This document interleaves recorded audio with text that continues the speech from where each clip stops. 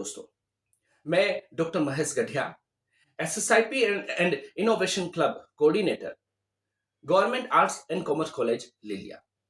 दोस्तों, SSIP and innovation club के द्वारा आयोजित इस 10 days national workshop on financial education के 7वें दिन में आपका हार्दिक स्वागत करता हूं।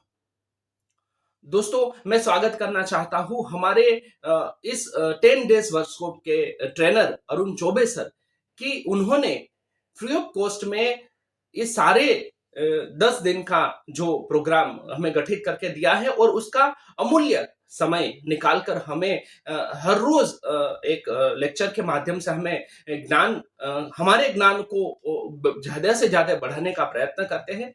इसके लिए मैं समग्र लिलिया कॉलेज परिवार की ओर से आपका अरुण चौबे सर का इस प्लेटफॉर्म पर इस लेक्चर में हार्दिक स्वागत करता हूं। दोस्तों, मैं आप सबका भी धन्यवाद करना चाहूंगा क्योंकि 7 दिन तक लगातार हम इस कार्यक्रम से जुड़े हैं और आपने भी अपना अमूल्य टाइम निकालकर कुछ नया सीखने के लिए हमसे इस नेशनल वर्कशॉप से आप जुड़े। इसलिए आप सबको भी मैं बधाई देना चाहता हूं, आप सबका भी मैं आभार व्यक्त करना चाहता हूं। दोस्तों, मैंने कल भी कहा था और आज भी कह रहा हूं कि हमारा ये प्रोग्राम सिर्फ और सिर्फ एजुकेशन पर्पस के लिए है। न तो ट्रेनर ने इसने कुछ फाइनेंशियली उसमें चार्ज किया है, सभी मात्र सिर्फ और सिर्फ एजुकेशन पर्पस के लिए है। इसलिए ज्यादा से ज्यादा लोग इसका फायदा उठाए, ज्यादा से ज्यादा लोग इस टॉपिक के बारे में समझे और अपनी वेल्थ को ज्यादा से ज्यादा अच्छी तरह से क्रिएट करें। तो ये प्रोग्राम को आप ज्यादा से ज्यादा शेयर करें, अपने स्टूडेंट को शेयर करें। और दूसरी बात, यदि आप जब देख रहे हो और आपको कोई भी प्रकार का डाउट्स हो तो इस डाउट को अपने मन में न रखते हुए आप उस क्वेश्चन को कमेंट बॉक्स में आप जरूर से जरूर लिखें, क्योंकि आपके जो डाउट्स आएंगे उसके हिसाब से फिर हम आपके डाउट्स को क्लियर करने के लिए भी हमारा जो है एक लाइव जो वेबिनार होने जा रहा है इस सारे 10 दिन के अनुसंधान में। तो ज्यादा से ज्यादा आप क्वेश्चन करें और ज्यादा से ज्यादा ज्ञान की बढ़ोतरी करें। तो दोस्तों, चलिए हम आगे बढ़ते हैं। आज का जो 7 डेज का हमारा जो लेक्चर है उसका टॉपिक है mutual fund, a tool for wealth creation. Mutual fund से आप अपनी वेल्थ को किस प्रकार से ज्यादा विकसित कर सकते हैं, डेवलप कर सकते हैं, इसके बारे में हमारा आज के 7th डेज का टॉपिक रहेगा। तो मैं स्वागत करना चाहता हूं हमारे ट्रेनर अरुण चौबे सर का कि वो आए और म्यूचुअल फंड के फंडे के बारे में हमें डिटेल में अपना ज्ञान पेश है। Arun Chaubey sir. Welcome to day 7 12 March 2022। मैं आप सभी लोगों का स्वागत करता हूं क्योंकि आपने इतना टाइम दिया। इसके पहले कि आपने ऑलरेडी 6 डे तक के प्रोग्राम कंप्लीट कर लिए होंगे होपफुली। अगर नहीं किया है तो this is the right time. यहाँ पे इसको स्टॉप कीजिए, नीचे डिस्क्रिप्शन लिंक में जाइए, वहां पे आपको 1 से लेकर के जो टोटल 6 डे तक के प्रोग्राम है दैट इज वेरी इंपॉर्टेंट, वो सारे के सारे दिए हुए हैं। तो वो लिंक पे जाकर के आप एक एक करके उसको व्यू कीजिए, क्योंकि हमने इसको इस तरह से डेवलप किया है कि आपका पूरा कॉग्निटिव स्किल डेवलप हो मार्केट के रिलेटेड, फाइनेंशियल मार्केट के related, as a career opportunity and as a investment avenue. तो यहाँ पे मैं फिर से रिक्वेस्ट करूंगा कि एक बार आप लोग उसको कंप्लीट करके फिर यहाँ से स्टार्ट कीजिए। और जिन्होंने ऑलरेडी कंप्लीट किया उनको थैंक यू सो मच कि आपने इतना टाइम दिया। आप उस टाइम पे बहुत कुछ कर सकते थे, इवन यूट्यूब के ऊपर भी आप बहुत कुछ कर सकते हैं, बट आपने फिर भी इसको अपने एजुकेशन को प्रेफरेंस दिया, उसके लिए thank you so much. Programme start करने के पहले मैं धन्यवाद करना चाहूंगा government arts and commerce college Liliya को। और ये जो प्रोग्राम है that is organised by SSIP and innovation club. This is 10 day national workshop on financial education. हम लोगों ने ऑलरेडी 6 चैप्टर्स कंप्लीट कर लिए, 6 डेज कंप्लीट कर लिए। अब 7th डे से हम लोग स्टार्ट कर रहे हैं। अब सिर्फ 3 दिन और बचे हैं आपकी फाइनेंशियल जर्नी को कंप्लीट करने में। आज का टॉपिक है हम लोग का mutual fund, a tool for wealth creation. मैं टॉपिक में आगे बढ़ूं उसके पहले मैं कुछ जो बहुत ही इंपॉर्टेंट पर्सनालिटीज हैं जिनकी वजह से ये प्रोग्राम संभव हो पा रहा है उनके नाम लेना चाहूंगा। Mister Narayan Madhu sir, joint commissioner department of higher education Gandhinagar. Thank you sir, thank you so much. उसके अलावा principal of GACC doctor Rajendra Singh Rathod. उसके अलावा जो दो प्रोफेसर्स हैं जिन्होंने काफी हेल्प की इस प्रोग्राम को डेवलप करने में, डॉक्टर महेश गढ़िया जो मेरे मित्र भी हैं, और उनका ही ये सपना था कि इस तरह से हम कोई प्रोग्राम डेवलप करें, और उन्होंने अपने सीनियर से, अपने सर से परमिशन ली, और राजेंद्र सर ने भी डिस्कस किया नारायण सर से, और उन्होंने इसके लिए अप्रूवल दी। तो थैंक यू सो मच। इसके अलावा प्रोफेसर सुभाष ओडेदरा, जिनकी वजह से ये प्रोग्राम को हम लोग अच्छी तरह से एग्जीक्यूट कर पा रहे हैं। Thank you sir, thank you so much. आपके सारे स्टाफ के लिए थैंक यू सो मच। आगे हम लोग अब प्रोग्राम स्टार्ट करने जा रहे हैं। तो कोई भी प्रोग्राम स्टार्ट करने के पहले मैं थैंक यू इसलिए बोलता हूँ क्योंकि आप जो देख रहे हैं, भले वो 1 आवर का 2 आवर का प्रोग्राम हो, बट उसके पीछे बहुत सारे लोग बहुत सारी मेहनत करते हैं। तो उसकी मेहनत को वैल्यू करने का रखो आप। हो सके वहां पे उसको अप्रिसिएट करो, क्योंकि ये 1 आवर के प्रोग्राम बनाने के लिए एक्चुअली 1 आवर का हम प्लान करते हैं, बट कितनी बार हम लोग और ज्यादा मेहनत करके उसको और बड़ा प्रोग्राम बनाते हैं। तो जिसका हमारा मेन पर्पस एक ही होता है कि आप इसमें से कुछ सीखें, और अगर आपको ये अच्छा लग रहा है, आपको लग रहा है कि सही में कुछ वैल्यूएबल कंटेंट आपको डिलीवर हो रहा है, तो आप सिर्फ इसको अपने तक ही सीमित ना रखें, इसको हो सके तो दूसरे लोगों तक भी पहुंचाए, जिससे वो लोग भी इसका लाभ उठा सके। आज का टाइम ऐसा है कि अगर आप नॉलेज को शेयर करोगे तो नॉलेज बढ़ेगा, आपको दो चीज और सीखने मिलेगी। तो अगर ऐसे ही कुछ और कंटेंट आपको चाहिए हो, आप और सीखना चाहते हो, तो आप मेरी वेबसाइट पे आ सकते हैं। मैंने काफी अलग अलग टाइप के कोर्सेज डेवलप करके रखे हैं, जो आपकी इस फाइनेंशियल जर्नी को कंटिन्यू रखेगा। www.arunchaube.com, right. आपको स्क्रीन पे दिख भी रहा है, यहाँ पे देखिए, arunchaube.com। उस पे जाकर के आप अलग अलग कोर्सेज कर सकते हैं। उसके अलावा मेरी मोबाइल एप्लीकेशन भी है, educate to self. Google Play Store में जाकर के आप एजुकेट टू सेल्फ अगर सर्च करेंगे तो आपको मेरी एप्लीकेशन मिलेगी। इवन आप अरुण चौबे के नाम से सर्च करेंगे तो भी सेकंड नंबर की एप्लीकेशन मेरी है, राइट। तो हम स्टार्ट करते हैं, इस प्रोग्राम को आगे बढ़ाते हैं। तो ये प्रोग्राम स्टार्ट करने के पहले मैं कुछ बेसिक इंस्ट्रक्शंस देना चाहूंगा कि जिससे आप इस प्रोग्राम का मैक्सिमम बेनिफिट ले सके। तो सबसे पहले तो 60 मिनट के लिए, करीब करीब 1 आवर के लिए ऐसी जगह पे बैठिए जहाँ पे आपको कोई डिस्टरबेंस ना हो। मोबाइल के अंदर हो सके तो उसको साइलेंट मोड कर दीजिए, जिससे क्या हो कि आपको बीच में कोई डिस्टर्ब ना कर सके, क्योंकि इसमें क्या 1 बाय 1 हम डिफरेंट कॉन्सेप्ट के ऊपर वर्क करने वाले हैं। और this is one of the best topic I can say. सही में अगर पैसा आपको बनाना है तो this is only way by which you can passively create a very good income, और you can create your wealth, जिसमें आपका इन्वॉल्वमेंट बहुत ही कम रहेगा, but you can create a wealth. तो 60 मिनट आपको आपके लिए निकालना है। इसके अलावा सबसे बेस्ट एक्सपीरियंस होगा आपको इसका लैपटॉप के ऊपर। अगर लैपटॉप यूज नहीं कर रहे हैं और अगर मोबाइल यूज कर रहे हैं, तो मोबाइल के अंदर आप वर्टिकल की जगह हॉरिजॉन्टल वे में इसको यूज कीजिए। वर्टिकल की जगह पे हॉरिजॉन्टल, जिससे क्या होगा, आपको पूरा स्पेस मिलेगा और आप इसको अच्छी तरह से व्यू कर पाएंगे। और हो सके तो आप पेन पेपर लेके बैठे, जितने भी आपको लग रहा है कि जिससे आपके जो भी डाउट्स है वो लिखते रहिए, और आपके क्वेश्चंस को भी आप कमेंट बॉक्स में डालने का रखिए। तो जिससे क्या होगा, जो भी क्वेश्चन है उसके लिए भी हम लोग एक अलग से सेशन रखेंगे, right. Thank you so much. थोड़ी बेसिक इंस्ट्रक्शन इसलिए स्टार्टिंग में दी जाती है, जिससे आप इस प्रोग्राम को अच्छा यूटिलाइजेशन कर सकें, आपका नॉलेज अच्छी तरह से इम्प्रूव हो सके। तो हम आगे बढ़ते हैं हम लोग। यहाँ पे मैं कुछ नोटिस ऑफ रिस्क दे रहा हूँ। ये बेसिक इंस्ट्रक्शन इसलिए है क्योंकि ये जो प्रोग्राम मैं कर रहा हूँ that is purely for education purpose, क्योंकि इसमें काफी जगह ऐसा आएगा कि जहाँ मैं म्यूचुअल फंड की कुछ कंपनीज के नाम लूंगा, कुछ एएमसीज के नाम लेंगे, और हो सकेगा तो अलग अलग फंड का भी नाम लेंगे, क्योंकि आपको प्रैक्टिकल दिखाने के लिए मुझको वो करना पड़ेगा। तो मैं कहीं पे भी किसी कंपनी, किसी प्रोडक्ट को या कोई एएमसी को प्रमोट नहीं कर रहा हूँ। मेरा सिर्फ एक ही मोटिव है कि यहाँ पे जो भी टॉपिक चल रहा है वो आपको अच्छी तरह से समझ में आए। इसके अलावा this program is free of cost. मैं आपको ये जो प्रोग्राम मैं कर रहा हूँ वो फ्री ऑफ कॉस्ट कर रहा हूँ मैं। आप इस तरह के दूसरे कोई प्रोग्राम भी आप चाहते हैं कि मैं करूँ, तो आप मुझको कांटेक्ट कर सकते हैं, जिसके अंदर आप मुझे educate2self@gmail.com पे मेल डाल सकते हैं। यहाँ पे मैं कहीं पे भी कोई भी एडवाइस नहीं दे रहा हूँ। आपको जब भी आपके एडवाइस की रिक्वायरमेंट हो तो आपके आपके जो फाइनेंशियल एडवाइजर है, जो फाइनेंशियल कंसल्टेंट है, उनको आपको कांटेक्ट करना है। They are the best person to guide you, right. उसके अलावा फ्यूचर में जो मतलब अभी हम लोग जो पास्ट रिजल्ट का हम लोग बीच में एक सेक्शन आएगा जहाँ पे हम डिस्कशन करेंगे कि पास्ट में कितना परफॉर्मेंस दिया है म्यूचुअल फंड ने। तो ऐसा जरूरी नहीं कि पास्ट का जो परफॉर्मेंस हो वो फ्यूचर में भी रिपीट हो। तो इट डिपेंड्स।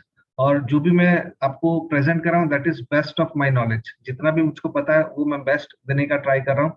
बट फिर भी कहीं गलती हो गई तो आप मुझको इन्फॉर्म कर सकते हैं, जिससे नेक्स्ट प्रोग्राम में मैं उस चीज को सुधार सकूँ।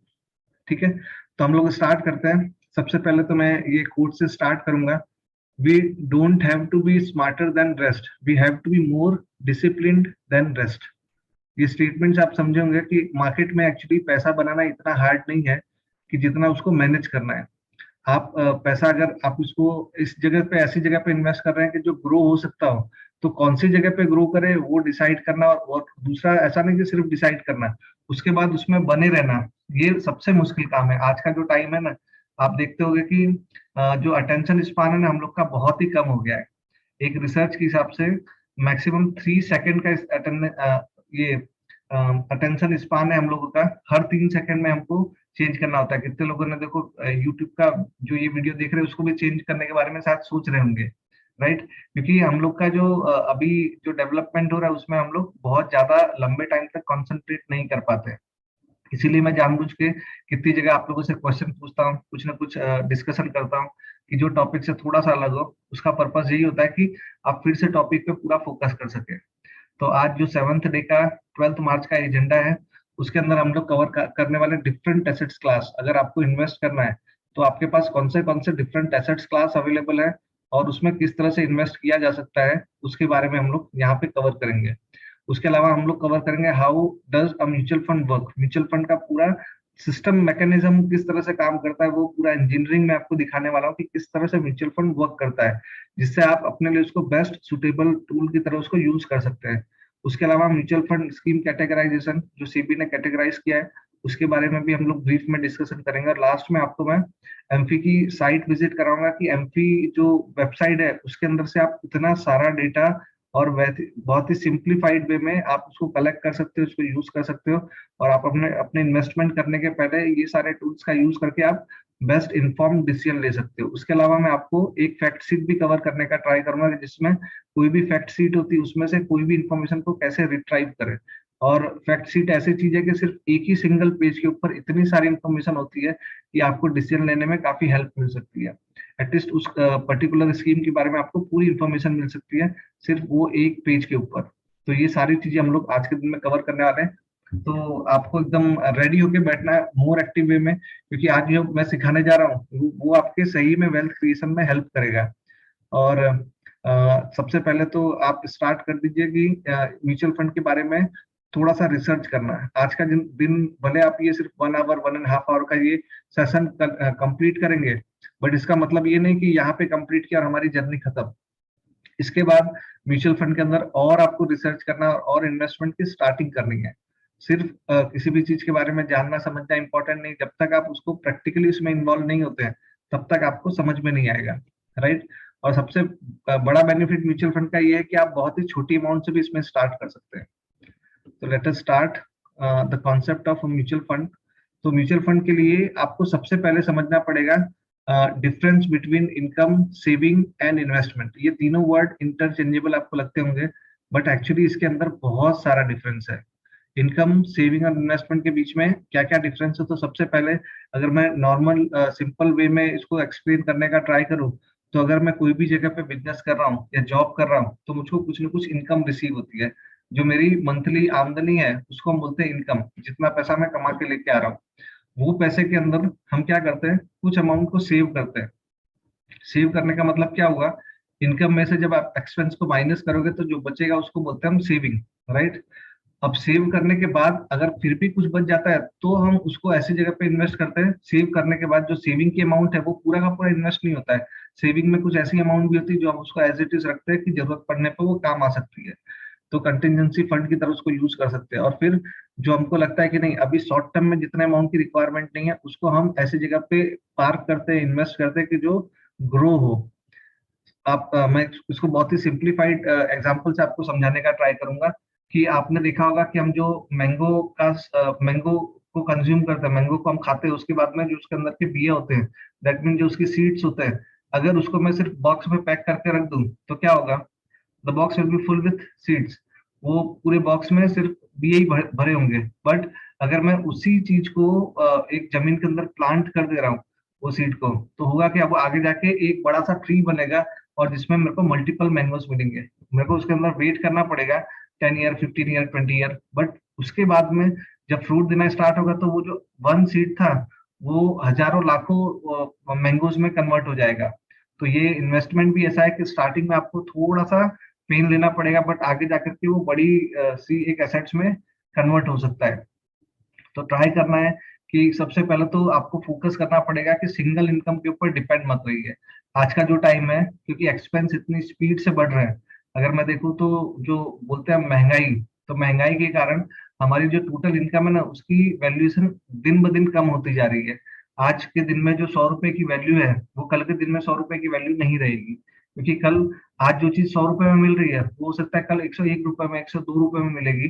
तो इसका मतलब क्या हुआ कि रुपया अपनी वैल्यू को कम कर रहा है।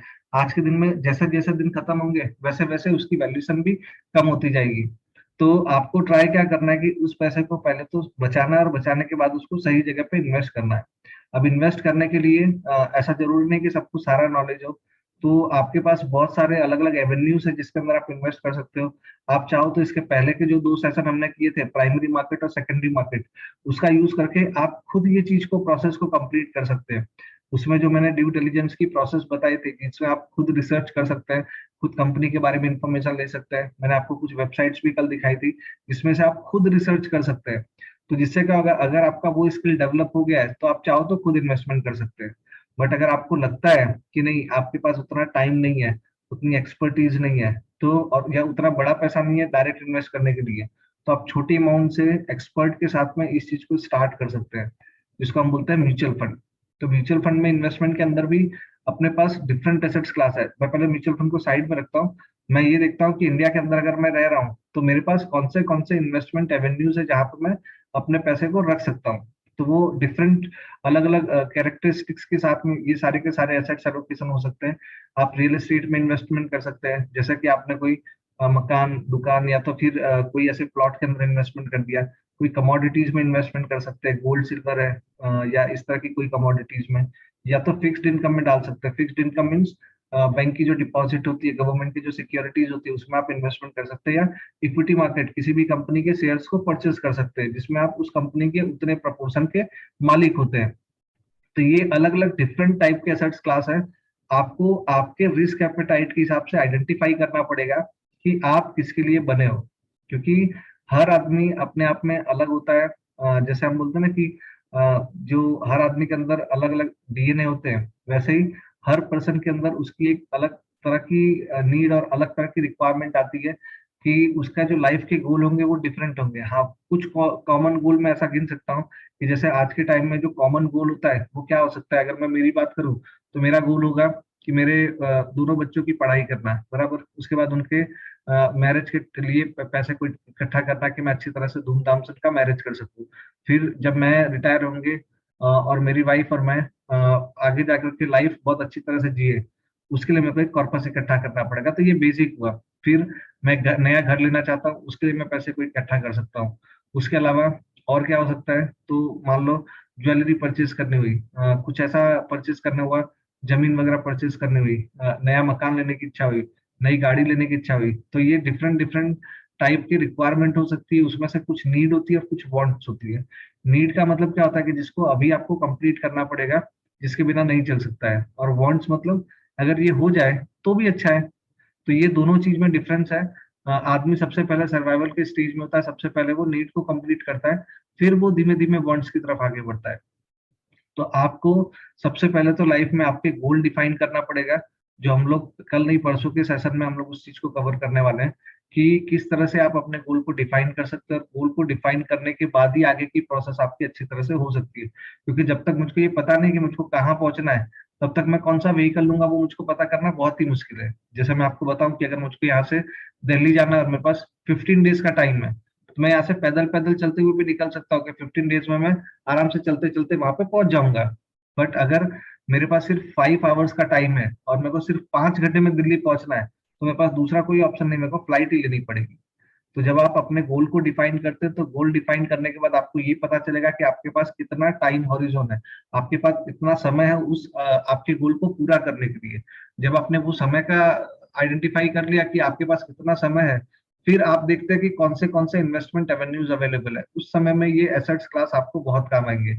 ये मैंने ब्रीफ में दिया है, इसको थोड़ा सा डिटेल में लेते हैं कि कौन से एसेट्स क्लास हमारे पास में इंडिया के अंदर अवेलेबल है। तो अगर आप देखो तो यहाँ पे इक्विटी से स्टार्ट करते हैं। तो इक्विटी के अंदर जो अलग अलग म्यूचुअल फंड्स में कंपनीज आती है, ब्लू चिप कंपनीज जिसके अंदर आप इन्वेस्टमेंट कर सकते हैं, mid size companies, small scale companies, unlisted companies, foreign stocks, equity mutual funds, exchange traded fund जिसको हम ईटीएफ भी बोलते हैं, और इंडेक्स फंड। तो इसमें आप अलग अलग टाइप की इक्विटी में डायरेक्ट पार्टिसिपेशन भी कर सकते हैं, इक्विटी के रूट के थ्रू कर सकते हैं, म्यूचुअल फंड के रूट के थ्रू कर सकते हैं। तो ये डिफरेंट वेराइटीज है जहाँ पे आप अपने अमाउंट को पार्क कर सकते हैं जो आगे जाकर के ग्रो हो सकता है। तो ये हो गया इक्विटी का पार्ट। अब सेकंड तरफ आते हैं कि हमारे पास इंडिया में और कौन से एवेन्यू है फिक्स्ड इनकम के लिए। फिक्स्ड इनकम मतलब इक्विटी, मतलब क्या हुआ कि जब आप किसी भी इक्विटी में इन्वेस्टमेंट कर रहे हैं तो उस कंपनी के उतने प्रपोर्शन के आप मालिक हैं। ये मैं इसके पहले भी रिपीट किया हुआ, फिर से रिपीट करता हूँ कि आप अगर मालिक होते हैं तो आपको प्रॉफिट और लॉस दोनों बेयर करना होता है, राइट। और जब कंपनी लिक्विडेट होती है तो सबसे लास्ट में आपको हिस्सा मिलेगा अगर कुछ बच गया है तो। और जनरली केस में अगर वो लिक्विडेट हो रही है तो कुछ ना कुछ प्रॉब्लम होगा, तो आपको हिस्सा मिलने के चांसेस बहुत कम होते हैं। बट वही चीज में अगर मैं ये सोच रहा हूँ कि मैं किसी को पैसा दूं और वो मुझको ब्याज के साथ वापस दे, तो that is called fixed income investing. तो फिक्स्ड इनकम में आप किसी को ब्याज पे पैसा दे रहे हो, जिसको डेट मार्केट भी बोलते हैं। अब डेट मार्केट में भी दो टाइप होता है, एक मनी मार्केट होता है और दूसरा होता है बॉन्ड मार्केट। मनी मार्केट 12 महीने या उससे कम टाइम के लिए आप इन्वेस्टमेंट कर रहे हो तो that is called money market के अंदर, उसको बोलते हैं मनी मार्केट, मतलब डेट मार्केट में। और अगर 12 महीने से ऊपर वो कोई भी अमाउंट के लिए आप इन्वेस्टमेंट कर रहे हैं तो उसको हम बोल सकते हैं बॉन्ड मार्केट। तो ये दो टाइप के मार्केट हो सकते हैं। फिर फिक्स्ड इनकम में आपके पास ऐसी जगह पे आप दे रहे हो कि जो आपको ब्याज के साथ वापस मिले। तो इंडिया के अंदर कौन से एवेन्यूज हैं, तो एक तो फिक्स डिपॉजिट आप कर सकते हो बैंक के अंदर। उसके उसके बाद में रिकरिंग डिपॉजिट बैंक में हो सकता है। रिकरिंग डिपॉजिट मींस जैसे म्यूचुअल फंड में एसआईपी होता है उसी तरह से इसमें रिकरिंग डिपॉजिट हो सकता है। फिर एंडोमेंट पॉलिसीज आप बना सकते हो कि जिसमें जो इंश्योरेंस की कंपनीज होती है वो आपको एक सम एश्योर्ड देती है कि जिसमें अगर आपको कुछ हो गया तो आपकी फैमिली को वो अमाउंट मिलेगा। अगर कुछ नहीं होता है तो वो जब आपका टेन्योर खत्म होगा उस टाइम पे आपको वो जो डिसाइडेड अमाउंट है वो मिलेगी। इसमें भी गारंटेड है, ये मैक्सिमम चीजें आपको गारंटेड रहती है, मतलब रिस्क का लेवल काफी कम होता है। फिर आते हैं हम लोग money back policies. Money back policies में आपको मैच्योरिटी तक वेट करने की जरूरत नहीं है, उसके बीच में जो इंटरवल्स आते हैं उसमें भी आपको मिलता रहेगा। फिर सुकन्या समृद्धि योजना। सुकन्या समृद्धि योजना स्पेसिफिक एक टाइप की स्कीम डेवलप की है गवर्नमेंट ने, जिसके अंदर जिसके पास गर्ल चाइल्ड है तो उस केस में उसको सपोर्ट करने के लिए आप चाहो तो उसके अंदर आप सेविंग करना स्टार्ट कर सकते हो। तो वो जो सेविंग होगी वो जब आपकी डॉटर 21 ईयर्स की होगी उसके बाद आपको वापस मिलेगी, आपको नहीं मिलेगी उसको मिलेगी। और उसके अंदर कम से कम आप जब आपकी डॉटर 10 ईयर्स या उससे कम की है तो ही उसमें इन्वेस्टमेंट करना स्टार्ट कर सकते हैं। हाँ, कोई इमरजेंसी है तो उस केस में आप चाहो तो 21 ईयर के पहले भी पैसे को विड्रॉ कर सकते हो, पार्सली विड्रॉल की फैसिलिटीज होती है। बट कोई ऐसी इमरजेंसी केस है या इमरजेंसी सिचुएशन है वो भी पहले से वेल डिफाइंड है कि कौन से केस में मिलता है। आप गूगल में जाके सिर्फ सुकन्या समृद्धि योजना करके सर्च करोगे तो आपको गवर्नमेंट का पूरा नोटिफिकेशन मिलेगा। एक बार पढ़ करके आप पूरा डिटेल में इंफॉर्मेशन ले सकते हैं। फिर पब्लिक प्रोविडेंट फंड।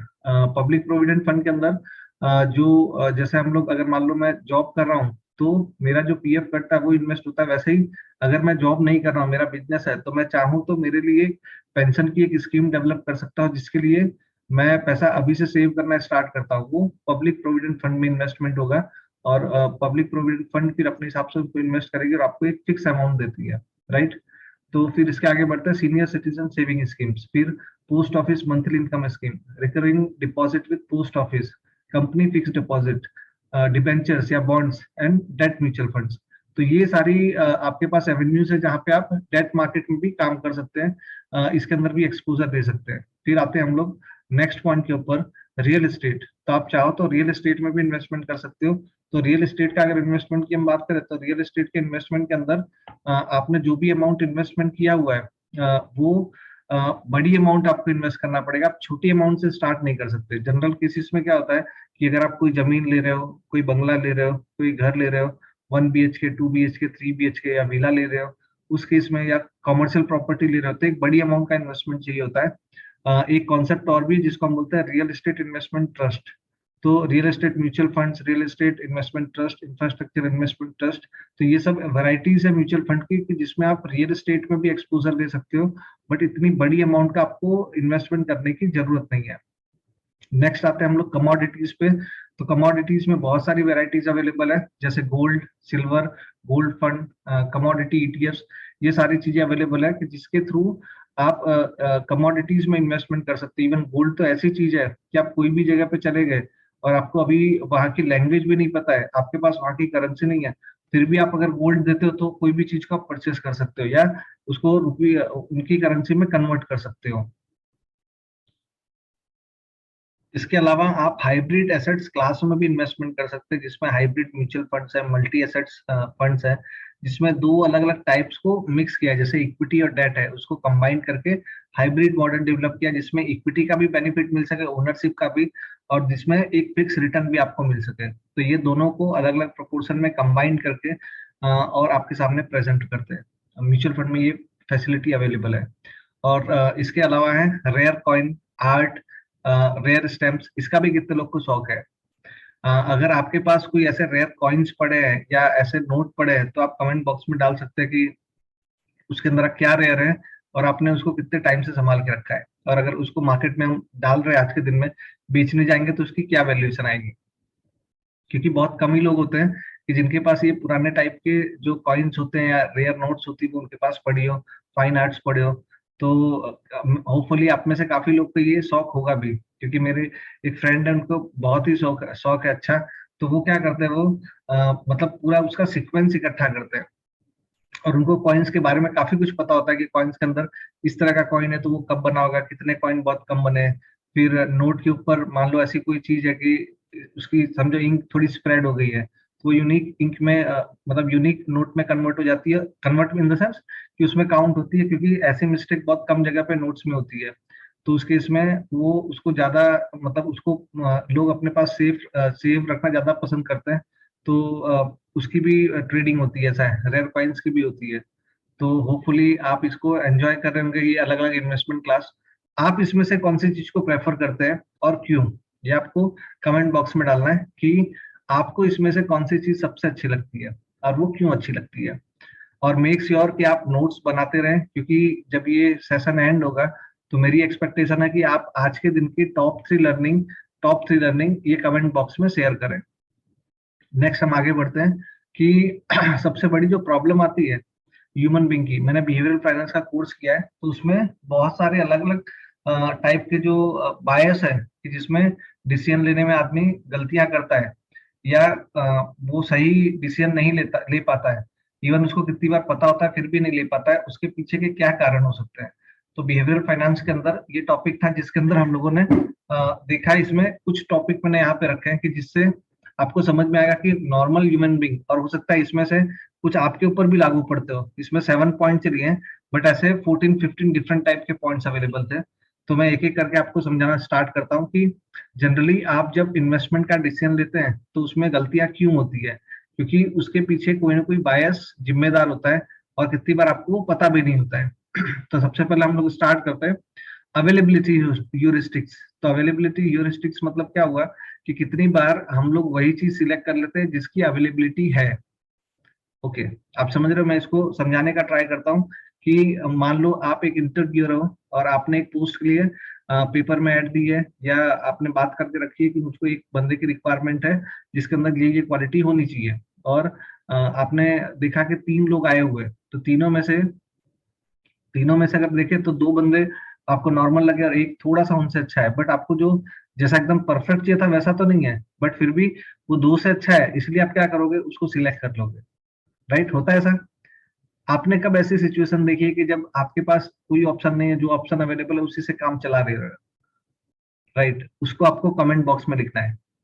सेकंड पे आते हैं हम लोग, कंफर्मेशन बायस। कंफर्मेशन बायस में आदमी अपने मन में पहले से सोच बना के रखता है कि मुझको यही करना है, और फिर क्या करता है, वो किसी से क्वेश्चन पूछेगा, फिर क्वेश्चन अगर पूछने पे उसके फेवर में आंसर दिया तो वो उस चीज को कर लेगा, और फिर आगे जाके कुछ प्रॉब्लम होगी तो वो बोलते हैं ना, दोस्त का जो मतलब उसका जो दोष होगा वो उसके ऊपर डाल देगा कि इनके कहने पे मैंने ये किया था, या इसके कारण ये मिस्टेक हुई है। और अगर अच्छा हो गया तो कोई प्रॉब्लम ही नहीं है। जनरली आपने देखा होगा कि काफी जगह पे ये बायस का यूज होता है, कि जिसके अंदर आप क्या करते हो कि अपने दिमाग में तो आपने पहले से पिक्चर क्लियर करके रखी है कि मुझको यही करना है।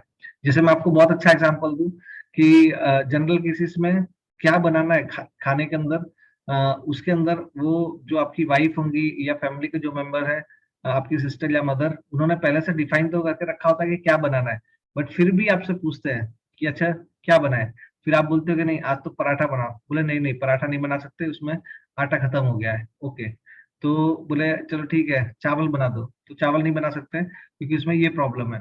तो फिर आएगा कि नहीं आज तो हम लोग कुछ बाहर खाने चलते हैं। यानी क्या हुआ कि वो सिचुएशन ऐसी होती है कि आपके सामने ऐसे प्रेजेंट करेंगे कि आपको लगे कि आप डिसीजन ले रहे हो, बट वो पहले से प्री डिफाइन होता है, राइट। कभी आपके साथ ऐसा हुआ है? मैं वाइफ की बात नहीं कर रहा हूँ, ये कंफर्मेशन बायस की बात कर रहा हूँ कि आप कितनी बार ऐसे सिचुएशन में फंस गए कि जिसमें आपने पहले से डिसाइड करके रखा था कि ये करना है, और आप किसी के हाँ बोलने का वेट कर रहे थे। देन कम्स थर्ड नंबर बायस, कि दैट इज कॉल्ड फेमिलियरिटी बायस। तो फेमिलियरिटी में क्या होता है कि कितनी बार हम जिसको जानते हैं ना उस पर हम जल्दी ट्रस्ट कर लेते हैं। कि समझो आपको कहीं पे बाहर जाना है, बाहर इन द सेंस कि आप समझो 1 या 2 दिन के टूर के लिए जा रहे हो, आपके पास दो ऑप्शन है कि एक बंदा है जिसको आप मिले हो, आपके समझो एक एग्जांपल के लिए आपका वो फ्रेंड मतलब 10th 12th में आपका फ्रेंड था, और अभी बहुत टाइम बाद मिला, उसके साथ एक बार आपको मौका मिल रहा है कि उसके साथ जा सकते हो, और एक कोई ऐसा पर्सन जिसको आप जानते भी नहीं उसके साथ जा सकते हो। आपके पास दोनों ऑप्शन है, दोनों में से कोई भी सिलेक्ट कर सकते हो, तो उस सिचुएशन में आप कौन सा सिलेक्ट करोगे? यस। तो फेमिलियरिटी बायस मतलब होगा कि जिसको हम जानते हैं या जिसके बारे में हमको पता है उसके ऊपर हम जल्दी भरोसा कर लेते हैं, ना कि हम दूसरे को जानने की कोशिश करने पे। क्योंकि दूसरे को जानने के बारे में जब कोशिश करोगे तो उस केस में आपको थोड़ी मेहनत करनी पड़ेगी, और human being resist to change. उसके केसेस में आप हमेशा ये कोशिश करते हो कि आपके पास जो इन्फॉर्मेशन अवेलेबल है उसके बेस पे आप इन्वेस्टमेंट कर दो। तो ये गलत प्रोसेस है, आपको थोड़ी मेहनत करनी पड़ेगी। नेक्स्ट आते हैं हम लोग हर्ड मेंटालिटी। हम लोग की मार्केट में ये बहुत ही कॉमन चीज है, हर्ड मेंटालिटी। अरुण चौबे ने बताया कि ये कंपनी बहुत अच्छी, इन्वेस्ट कर दो, तो बंदा आंख बंद करके भरोसा ये कर लेता है और वो इन्वेस्ट कर देता है। कि बट रियल सेंस में आज के टाइम में इवन ऊपर वाला भी आ जाए और बोले कि मार्केट में ये होने वाला, तो दैट इज नॉट पॉसिबल। मतलब मार्केट किस तरफ जाएगा, कहाँ जाएगा, शॉर्ट टर्म में इसको बताना बहुत ही मुश्किल है और इम्पॉसिबल है। तो हर्ड मेंटालिटी में आदमी क्या करता है कि एक कोई बंदा लीडर होगा, लीडर मतलब एक आगे चल रहा होगा, उसके पीछे पूरी लाइन लगी होती है। हम नया रास्ता चुनने की कोशिश नहीं करते। किसी रास्ते से ऑलरेडी कोई गया तो उसी के ऊपर हम भी चलते हैं कि चलो कोई गया हुआ है तो कहीं ना कहीं तो पहुंचा होगा। तो आपने देखा होगा भीड़ जो होती है ना, मतलब इसको क्या बोलते हैं, शिफ्ट। तो वो एक लाइन से चलती है, एक जाएगी और उसके पीछे पीछे पीछे पीछे सारी की सारी चल रही होगी।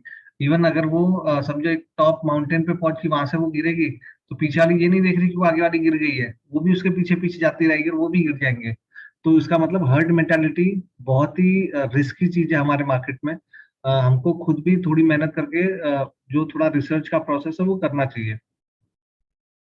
आगे आता है law loss aversion. Loss aversion का मतलब होता है कि कितनी बार हमको जो डर लगता है ना उसके कारण भी हम डिसीजन नहीं ले पाते। हम क्या सोचते हैं कि अगर मैंने इसमें इन्वेस्ट किया और लॉस हो गया तो, अब लॉस हो गया तो इसके कारण जो प्रॉफिट मिल सकता है वो भी हम नहीं ले पाते हैं। जैसा आपने देखा होगा कोविड का जो टाइम था, उस टाइम में कैसी सिचुएशन थी, 70% 40% मार्केट माइनस हो गया था। उस टाइम में ऑलमोस्ट सबको पता है कि यहाँ से अगर थोड़ा भी रिकवरी आएगा तो वी शेप की रिकवरी आएगी। बट हम लोग क्या किया, हम लोग जनरली ऐसे टाइम में बाय करने की जगह बेचना स्टार्ट कर देते हैं, राइट। कि अगर इससे ज्यादा ही नुकसान होगा तो, क्योंकि 40% का पोर्टफोलियो तो ऑलरेडी माइनस हो गया है। अगर मैंने 100 रुपए का इन्वेस्टमेंट किया था तो उस केस में अभी उसकी वैल्यू 60 रुपए रह गई है। अच्छा, मैं आपको यहाँ पे ये सलाह नहीं दे रहा हूँ कि ऐसे टाइम में आपको बाय करना चाहिए, मैं ऐसा ये बताने का ट्राई कर रहा हूँ कि आपको अपना लॉजिक लगाना चाहिए और कैलकुलेटेड रिस्क लेकर के आप इन्वेस्टमेंट कर सकते हो। तो जो 40% तक आपने वेट किया उसकी जगह पे अगर उसको जल्दी बेच दिया होता तो नीचे फिर से लेने का आपको मौका मिलता है। नेक्स्ट आएगा आपका कॉन्फिडेंस, ओवर कॉन्फिडेंस। कॉन्फिडेंस तो ठीक है, अगर ओवर कॉन्फिडेंस होता है ना, उसमें भी हम लोग कितनी गलतियां करते हैं। हमको लगता है कि बॉस मेरे को तो सब पता है। मार्केट में आपने एक दिन ट्रेड किया और आपको प्रॉफिट हो गया, या आपने एक म्यूचुअल फंड में इन्वेस्टमेंट किया, प्रॉफिट हो गया। दूसरे में किया, शॉर्ट टर्म की बात कर रहा हूँ मैं, लॉन्ग टर्म में तो ओवरऑल बेनिफिट रहता है, बट शॉर्ट टर्म में आज इन्वेस्ट किया और 4 दिन के बाद देखा तो 2% 3% वो प्लस हो गया। तो आपको क्या लगता है कि मेरा मतलब जो रिसर्च है वो बहुत अच्छा है और मैं इतना कॉन्फिडेंस में आता हूँ, कॉन्फिडेंस की जगह ओवर कॉन्फिडेंस में आ जाता हूँ कि मैं किसी को भी सलाह देने लगता हूँ, या मैं अपने हिसाब से कोई भी जगह पे इन्वेस्टमेंट करने लगता हूँ। तो ये मार्केट में ओवर कॉन्फिडेंस भी सही नहीं है, कि ओवर कॉन्फिडेंस में आकर के कितनी बार आप गलत डिसीजन ले सकते हैं।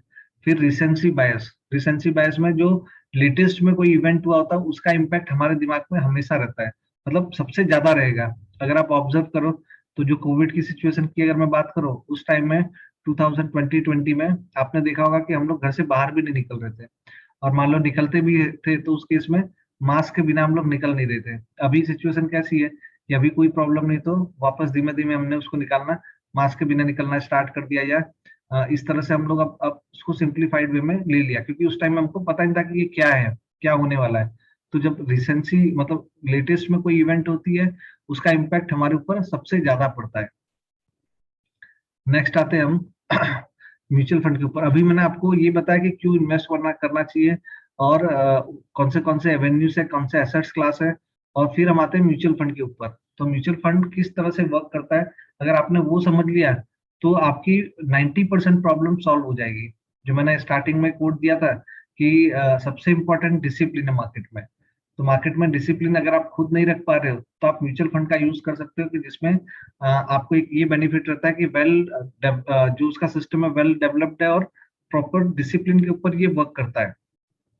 तो मैं एग्जांपल दूं म्यूचुअल फंड का, तो म्यूचुअल फंड कैसे काम करता है, तो that is a pool of investment. Pool of investment के अंदर मेरे जैसे, आपके जैसे सभी लोगों ने, किसी ने 500 दिया, किसी ने 1000 दिया, किसी ने 2000 दिया, किसी ने 5000 का दिया, और वो अमाउंट को इकट्ठा करके हम फंड मैनेजर के पास ले जाते हैं। मतलब हम in the sense AMC fund manager को देती है, और फंड मैनेजर का काम क्या होता है, उसका जो नॉलेज है, उसकी जो एक्सपर्टीज है, उसके बेस पे वो अलग अलग जगह पे स्टॉक मार्केट में या तो डेट मार्केट में उसको प्रॉपर जगह पे इन्वेस्टमेंट करे। और इन्वेस्टमेंट कौन से बेस पे करेगा, वो जो आपका इन्वेस्टमेंट का गोल होगा उसके बेस पे वो इन्वेस्टमेंट करें, और फिर उसमें से जो रिटर्न जनरेट होता है वो फिर से वो इन्वेस्टर को मिलता है। मतलब अल्टीमेटली जो इक्विटी मार्केट में नॉर्मल बंदा करता है, वही सेम काम फंड मैनेजर आपके लिए करता है। बट दोनों में फर्क क्या है, कि आज मान लो मुझको इन्वेस्टमेंट करना है, और मेरे पास समझो कि एग्जाम्पल के लिए मेरे को 5000 रुपीज का इन्वेस्टमेंट करना है और मेरे को रिलायंस में इन्वेस्टमेंट करना है। रिलायंस के सीएफओ के पास में जाके बैठ गया कि मुझको बताओ कि आप आगे आपका 10 साल का क्या प्लान है। पहली बात तो मैं वहां तक पहुंच ही नहीं पाऊंगा। अगर पहुंच भी गया तो आपको लगता है कि उसका सीएफओ मुझको बताएगा? क्या लगता है आपको? नहीं बताएगा। बट वही अगर मैं देखूं कि कोई एएमसी है जिसने एक समझो 5 करोड़ 10 करोड़ 50 करोड़ का एक अमाउंट है, वो लेके गई है कि मुझको आपकी कंपनी में इन्वेस्टमेंट करना है, मुझको थोड़ा रिसर्च करना है आपके बारे में। मैंने अपने एंड से जो डिटेल में रिसर्च करना था वो कर दिया, बट मैनेजमेंट के साथ में बैठ के डिस्कस करना चाहता हूँ कि डिस्कस करना चाहता हूँ या चाहती हूँ कि आगे जाकर के आपका क्या व्यू है, नेक्स्ट 10 ईयर में आप क्या प्लान कर रहे हो। तो जो कंपनी के ओनर होंगे वो आपके साथ बैठेंगे, ओनर इन द सेंस जो प्रमोटर्स होते हैं या मैनेजमेंट होता है, वो आपके साथ बैठेगा और आपके साथ डिस्कस करके ये भी बताएगा कि आगे के 5 में 10 ईयर 20 ईयर 50 ईयर का क्या प्लान है, कौन से विजन से वो चल रहा है। तो अल्टीमेटली जब बड़ी अमाउंट है तो उसको इकोनॉमिक्स ऑफ स्केल का भी बेनिफिट मिलता है। इसी तरह से बहुत सारे बेनिफिट्स मिलते हैं। तो सबसे पहले हम चलते हैं कि इसके बेनिफिट के बारे में थोड़ा नॉलेज लें। तो बेनिफिट के अंदर just a minute, पहले ये लेते हैं फिर हम लोग आते हैं उसके ऊपर। तो एडवांटेज ऑफ म्यूचुअल फंड, तो म्यूचुअल फंड का सबसे बड़ा बेनिफिट क्या रहता है? सबसे पहला है कि प्रोफेशनल मैनेजमेंट है। आज अगर मैं खुद इन्वेस्टमेंट कर रहा हूँ तो मेरे पास बहुत ही लिमिटेड टाइम है, बट वही म्यूचुअल फंड के रूट के थ्रू मैं इन्वेस्टमेंट करूंगा तो मेरे पास मतलब आप देखोगे कि फंड मैनेजर के पास पूरी एडवाइजर की टीम होती है। वो क्या करती है, अलग अलग पॉइंट पे वो रिसर्च कर रही होती है। कोई इकोनॉमी के ऊपर रिसर्च कर रहा है, कोई है वो लार्ज कैप पे कर रहा है, कोई स्मॉल कैप पे कर रहा है, कोई सेक्टर पे कर रहा है, और उसके बेस पे वो रिपोर्ट जनरेट करके फंड मैनेजर को देता है, और फंड मैनेजर अपने एक्सपर्टीज के हिसाब से उसमें इन्वेस्टमेंट करता है। तो आप समझ सकते हो कितना प्रोफेशनल वे में आपका मैनेजमेंट हो रहा है।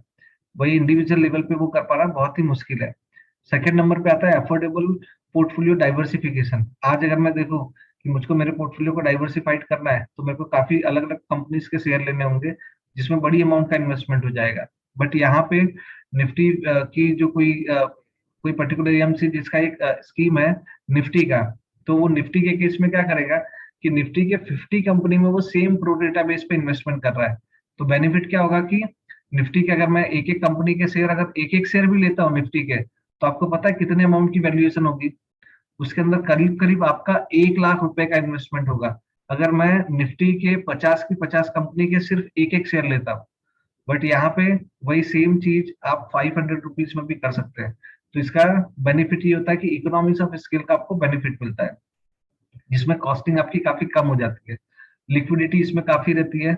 लिक्विडिटी इन द सेंस कभी भी आपको फंड की रिक्वायरमेंट है, आपने रिडम्पशन की प्रोसेस की, विद इन 2 डेज आपके अकाउंट में पैसा आ जाएगा। 2+1 आप गिन के चलो तो विद इन 3 वर्किंग डेज में आपको पैसा मिल जाता है। तो इससे अच्छी लिक्विडिटी और कहाँ होगी? देन टैक्स डेफरल का बेनिफिट मिलता है। टैक्स डेफरल मतलब कि आज अगर मैं एक बिजनेस कर रहा हूँ तो मैंने बाय किया सेल किया बाय किया सेल किया, जो प्रॉफिट हुआ उसका मेरे को टैक्स भरना ही पड़ेगा, राइट? बट म्यूचुअल फंड के अंदर आपने जो इन्वेस्टमेंट किया है, अब वो कंपनी के जो वो पर्टिकुलर स्कीम के अंदर आप अगर बेचते नहीं हो तो उसमें आपको कोई भी टैक्स भरने की जरूरत नहीं है। मतलब मैं ऐसा नहीं आपको सिखा रहा हूँ कि टैक्स नहीं भरना चाहिए, बहुत जरूरी है, क्योंकि गवर्नमेंट पैसा लाएगी कहाँ से? आप जो पैसा देते हो वही फिर इंफ्रास्ट्रक्चर में यूज होता है, उसी के कारण हमारा देश आगे बढ़ रहा है। बट यहाँ पे पॉइंट ये है कि आप अगर उस शेयर को या उस म्यूचुअल फंड को बेचते ही नहीं हो, तो उस केस में क्या होगा कि आपका जो अमाउंट है वो एक्यूमुलेट होगा और उसके ऊपर आपने अभी तक कोई भी टैक्स नहीं दिया है, और जो बेनिफिट होगा वो ज्यादा होगा। तो हम लोग कोई गलत वे से नहीं, बट सिस्टमेटिक वे से जो हमको गवर्नमेंट ने दिया है ऑप्शन, उसके वे से हम अपने टैक्स को बचा सकते हैं। तो टैक्स डेफरल टैक्स बेनिफिट आपको होता है। कन्वीनियंट ऑप्शंस है आपके पास, इसमें ग्रोथ ऑप्शन होता है। ग्रोथ ऑप्शन मींस आपका एनएवी जो होगा वो धीमे धीमे उसकी प्राइसिंग बढ़ती है। फिर डिविडेंड का ऑप्शन आता है। डिविडेंड में 2 ऑप्शन आते हैं, डिविडेंड पे आउट और डिविडेंड री इन्वेस्टमेंट। पे आउट के अंदर आप जो भी कमा रहे हो उसके अंदर उसका एनएवी जब बढ़ता है तो वो क्या करेंगे, उतना अमाउंट ट्रांसफर कर देंगे आपके बैंक में। डिविडेंड री इन्वेस्टमेंट में क्या होगा, सेम प्रोसेस होगी, बट बैंक में ट्रांसफर करने की जगह वो पैसा फिर से आपका इन्वेस्टमेंट में यूज हो जाएगा, उसी यूनिट के अंदर फिर से वो इन्वेस्ट कर देंगे। तो इस तरह से आपके नंबर ऑफ यूनिट्स बढ़ते जाएंगे। अब आते हैं इन्वेस्टमेंट कंफर्ट। आप ये सोचिए कि आप घर पे बैठे बैठे मोबाइल के ऊपर क्लिक करते करते आपका इन्वेस्टमेंट हो सकता है, कहीं भी जाने की जरूरत नहीं है। अभी जो डेवलपमेंट इतना अच्छा किया है कि आपको कहीं पे भी गए बिना आप आराम से इन्वेस्टमेंट कर सकते हैं। 9th नंबर का पॉइंट है रेगुलेटरी फ्रेमवर्क। तो रेगुलेटरी कंफर्ट के हिसाब से देखें तो रेगुलेटरी फ्रेमवर्क कुछ इस तरह से बना हुआ है जिसमें हमेशा इन्वेस्टर्स को और खास करके छोटे इन्वेस्टर को सपोर्ट रहता है। सेबी हमेशा इसके ऊपर वर्क करती है कि छोटे इन्वेस्टर्स के राइट को प्रोटेक्ट करने के लिए, कि आगे जाके कुछ प्रॉब्लम ना हो, इसलिए वो सारे ड्यू डिलिजेंस को कंप्लीट खुद चेक करती है। तो सेफ्टी के हिसाब से देखें तो काफी सेफ है। और सिस्टमेटिक अप्रोच टू इन्वेस्टमेंट, आज मैं एक साथ इन्वेस्टमेंट कर रहा हूँ जिसको हम बोलते हैं लमसम म्यूचुअल फंड में, बट एक साथ में इन्वेस्टमेंट करने की जगह पे मैं छोटा छोटा करके भी कर सकता हूँ। That is called SIP. तो लमसम या एसआईपी के थ्रू आप इन्वेस्टमेंट कर सकते हो, और वो पूरा सिस्टमेटिक वे में आपका इन्वेस्टमेंट हो रहा है। एक किसी कंपनी में पूरा पैसा नहीं डाला है आपने, 25 कंपनी 50 कंपनी के अंदर प्रो डेटा बेस पे आपका इन्वेस्टमेंट हो रहा है। तो ये सारे इसके म्यूचुअल फंड के एडवांटेजेस है। अब आते हैं हम लोग क्लासिफिकेशन ऑफ म्यूचुअल फंड। तो अगर म्यूचुअल फंड को मैं क्लासिफाइड करूँ तो डिफरेंट अलग अलग टाइप से मैं उसको क्लासिफाइड कर सकता हूँ बेस्ड ऑन स्ट्रक्चर। अगर मैं स्ट्रक्चर के बेस पे अगर मैं देखूँ आइडेंटिफाई करने का, तो open ended fund, close ended fund और इंटरवल फंड है। तो आपको काम ये करना है कि यहाँ पे वीडियो को स्टॉप करना है और सोचना है कि ओपन एंडेड फंड क्या होता है, क्लोज एंडेड फंड क्या होता है और इंटरवल फंड क्या होता है। अगर आपने जो मैंने टास्क दिया था वो कंप्लीट किया होगा तो आपको ये सारी चीजें पता होंगी, और नहीं पता है तो सॉरी, आप अपना होमवर्क टाइम टू टाइम नहीं कर रहे हो, राइट? तो अभी नेक्स्ट टाइम जो भी मैं टास्क देता हूँ वो आपको कंप्लीट करके फिर ही नेक्स्ट क्लास में आना है। ओके, तो बेस्ड ऑन स्ट्रक्चर हम लोग बात करें तो अलग अलग 3 डिफरेंट वेराइटीज है, open ended fund, close ended fund और इंटरवल फंड। ये 3 डिफरेंट टाइप के fund based on structure available है। ओपन एंडेड फंड का मतलब क्या होता है कि जिसके अंदर आप कभी भी एंट्री ले सकते हो और कभी भी एग्जिट कर सकते हो, that is called open ended fund. दूसरा आता है close ended fund. Close ended fund में आपने एक बार एंट्री ले ली, उसके बाद में जब उसकी मेच्योरिटी आएगी तभी आप उसमें से विड्रॉ कर सकते हो, that is called close ended fund. Third आता है इंटरवल फंड। इंटरवल फंड ऐसे तो वो क्लोज एंडेड फंड है, बट कुछ टाइम के लिए वो ओपन एंडेड में कन्वर्ट हो जाता है। जैसे एक साल के अंदर 15 डेज का आपने पीरियड दिया कि जिसके अंदर कोई भी बंदा उसमें चाहे तो एंट्री और एग्जिट कर सकता है, that is called interval fund. अब आते हैं हम लोग दूसरी वैरायटी पे, बेस्ड ऑन इन्वेस्टमेंट ऑब्जेक्टिव। आपने जो पैसा किस इन्वेस्टमेंट ऑब्जेक्टिव ऑब्जेक्टिव से इन्वेस्टमेंट किया है, उसके बेस पे भी मैं इसको क्लासिफाइड कर सकता हूँ। अगर आपका मोटिव ये है कि मुझको जो मेरा पैसा है वो सेफ रहे, सिक्योर रहे, या तो फिर आपका ऐसा है कि रेगुलर रिटर्न प्रोवाइड करे, तो उसके लिए आप डेट फंड सिलेक्ट करते हो। दूसरा, अगर आपको ऐसा है कि मेरा पैसा ग्रो होना चाहिए, कैलकुलेटेड रिस्क लेकर के आगे बढ़ना चाहता हूँ, तो that is called equity fund. और फिर आता है third, hybrid fund. Hybrid fund का मतलब क्या रहता है कि जिसके अंदर आप अपने फंड को इन्वेस्टमेंट कर रहे हो, हाइब्रिड के कॉम्बिनेशन, मतलब डेट और इक्विटी के कॉम्बिनेशन में आपका इन्वेस्टमेंट हो रहा है। तो कुछ प्रोपोर्शन डेट रहेगा और कुछ प्रोपोर्शन इक्विटी रहेगा। तो ये हो गया हम लोग का बेस्ड ऑन इन्वेस्टमेंट ऑब्जेक्टिव। अब आते हैं based on investment style. Investment के स्टाइल के हिसाब से देखें तो पैसिव फंड है और एक्टिव फंड है। पैसिव फंड का मीनिंग क्या हुआ कि आप जो भी अमाउंट इन्वेस्टमेंट कर रहे हो, वो फंड मैनेजर जो होगा वो क्या करेगा, उसको पैसिवली इन्वॉल्व करेगा। दैट मीन्स वो क्या करेगा, एक पर्टिकुलर जो समझो निफ्टी है या सेंसेक्स है, इसको हम इंडेक्स बोलते हैं, उसको उसने रिप्लिका बना दिया, उसी का सेम उसी प्रोपोर्शन में उसने इन्वेस्टमेंट कर दिया। तो एक रिसर्च के हिसाब से 35 कंपनी में से 3 कंपनी ऐसी है कि जो एक्टिव फंड है ना वो ज्यादा कमा रहे हैं। बाकी पैसिव फंड के अंदर आपको ज्यादा रिटर्न मिलता है, क्योंकि आप उसमें एक्टिवली इन्वॉल्व नहीं हो। मार्केट के अंदर आप पैसिवली इन्वॉल्व होते हैं तो भी आपको बहुत अच्छा रिटर्न मिल सकता है। तो पैसिव के अंदर आपका जो फंड मैनेजर है उस प्रो डेटा बेस पे, समझो निफ्टी है तो निफ्टी की जो 50 कंपनी है वो 50 कंपनी में सेम प्रो डेटा बेस पे आपका इन्वेस्टमेंट कर दिया। अब अगर निफ्टी बढ़ती है तो आपका भी फंड बढ़ेगा, निफ्टी घटती है तो आपका भी फंड घटेगा। 3 महीने 6 महीने जब भी पोर्टफोलियो को वापस से रीवर्क करते हैं उसके ऊपर, जब भी कोई नई स्क्रिप्ट ऐड होती है, रिमूव होती है, तो उसके स्ट्रक्चर में कुछ चेंज हुआ, उस टाइम पे ही आपको यहाँ पे चेंज करना है, अदरवाइज वो सेम मेंटेन रखना है। फिर आते हैं हम एक्टिव फंड।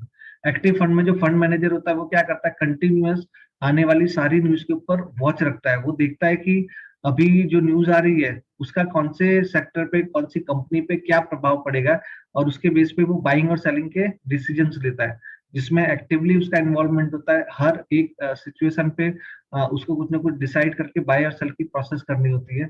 तो एक्टिव जो फंड होते हैं उसके अंदर चर्निंग का रेशियो ज्यादा रहेगा, इसलिए उसकी कॉस्टिंग भी ज्यादा पड़ती है। बट एक्टिवली जो फंड मैनेज करते हैं उसके अंदर उनका जो एक ही टारगेट होता है कि जो भी मार्केट है उससे आउट परफॉर्म करना है, जो भी बेंचमार्क रखा है उससे उसको आउट परफॉर्म करना है। अब आते हैं, क्योंकि मैं काफी देर से म्यूचुअल फंड की अच्छी अच्छी बातें बता रहा हूँ, तो ये बहुत जरूरी है कि उसकी लिमिटेशंस को भी आप समझ लें। और ये लिमिटेशंस आपके लिए भी इंपॉर्टेंट है, क्योंकि आपको पता होना चाहिए कोई भी प्रोडक्ट के अंदर नेगेटिव पॉइंट्स क्या है। तो पहला पॉइंट है लैक ऑफ पोर्टफोलियो कस्टमाइजेशन। अगर मैं इक्विटी में डायरेक्ट इन्वेस्टमेंट कर रहा हूँ तो मैं सिलेक्ट कर सकता हूँ कि मेरे को रिलायंस के कितने चाहिए, ओएनजीसी के कितने चाहिए, टाटा स्टील के कितने शेयर चाहिए। इस तरह से मैं अपना बास्केट बना सकता हूँ, राइट।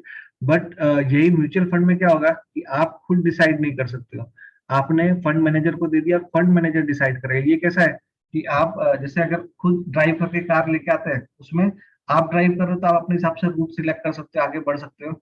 बट उसकी जगह पे आप अगर किसी ड्राइवर को हायर करते हो तो उसमें भी रूट भले आप सिलेक्ट कर रहे हो बट ड्राइविंग उसको करनी रहेगी। तो ये क्या होता है कि जब आपके पास में ये ऑप्शन है तो उसका बेनिफिट ये रहता है कितनी बार कि आप अपने टाइम को दूसरी जगह पे यूटिलाइज कर सकते हो। कितनी बार आपके पास नॉलेज होता है, मैंने ऐसे काफी लोगों को देखा है जिनके पास बहुत ही अच्छा नॉलेज है, फिर भी वो म्यूचुअल फंड के अंदर ज्यादा भरोसा करते हैं, क्योंकि म्यूचुअल फंड में उनका इन्वॉल्वमेंट नहीं होता है, जिसके कारण वो कोई भी बायस के थ्रू डिसीजन नहीं लेने का जो रिस्क होता है उसमें नहीं फंसते हैं, और वो उसी टाइम को अच्छी तरह से यूटिलाइज करके और पैसा कमा सकते हैं। फिर आते हैं हम लोग चॉइस ओवरलोड, क्योंकि आपने देखा होगा इतनी सारी अलग अलग वेराइटीज अवेलेबल है, उसमें से सही चीज को सिलेक्ट करना और भी कॉम्प्लिकेटेड हो जाता है। जब आपके पास कोई ऑप्शन नहीं है, एक ही ऑप्शन है, तो आप उसको सिलेक्ट कर लोगे। हाँ राइट, अवेलेबिलिटी बायस, वेरी गुड। तो कहने का मतलब ये है कि यहाँ पे चॉइस ओवरलोड होने के कारण क्या होता है कि सही चीज को सिलेक्ट कर पाना भी बहुत ही मुश्किल है।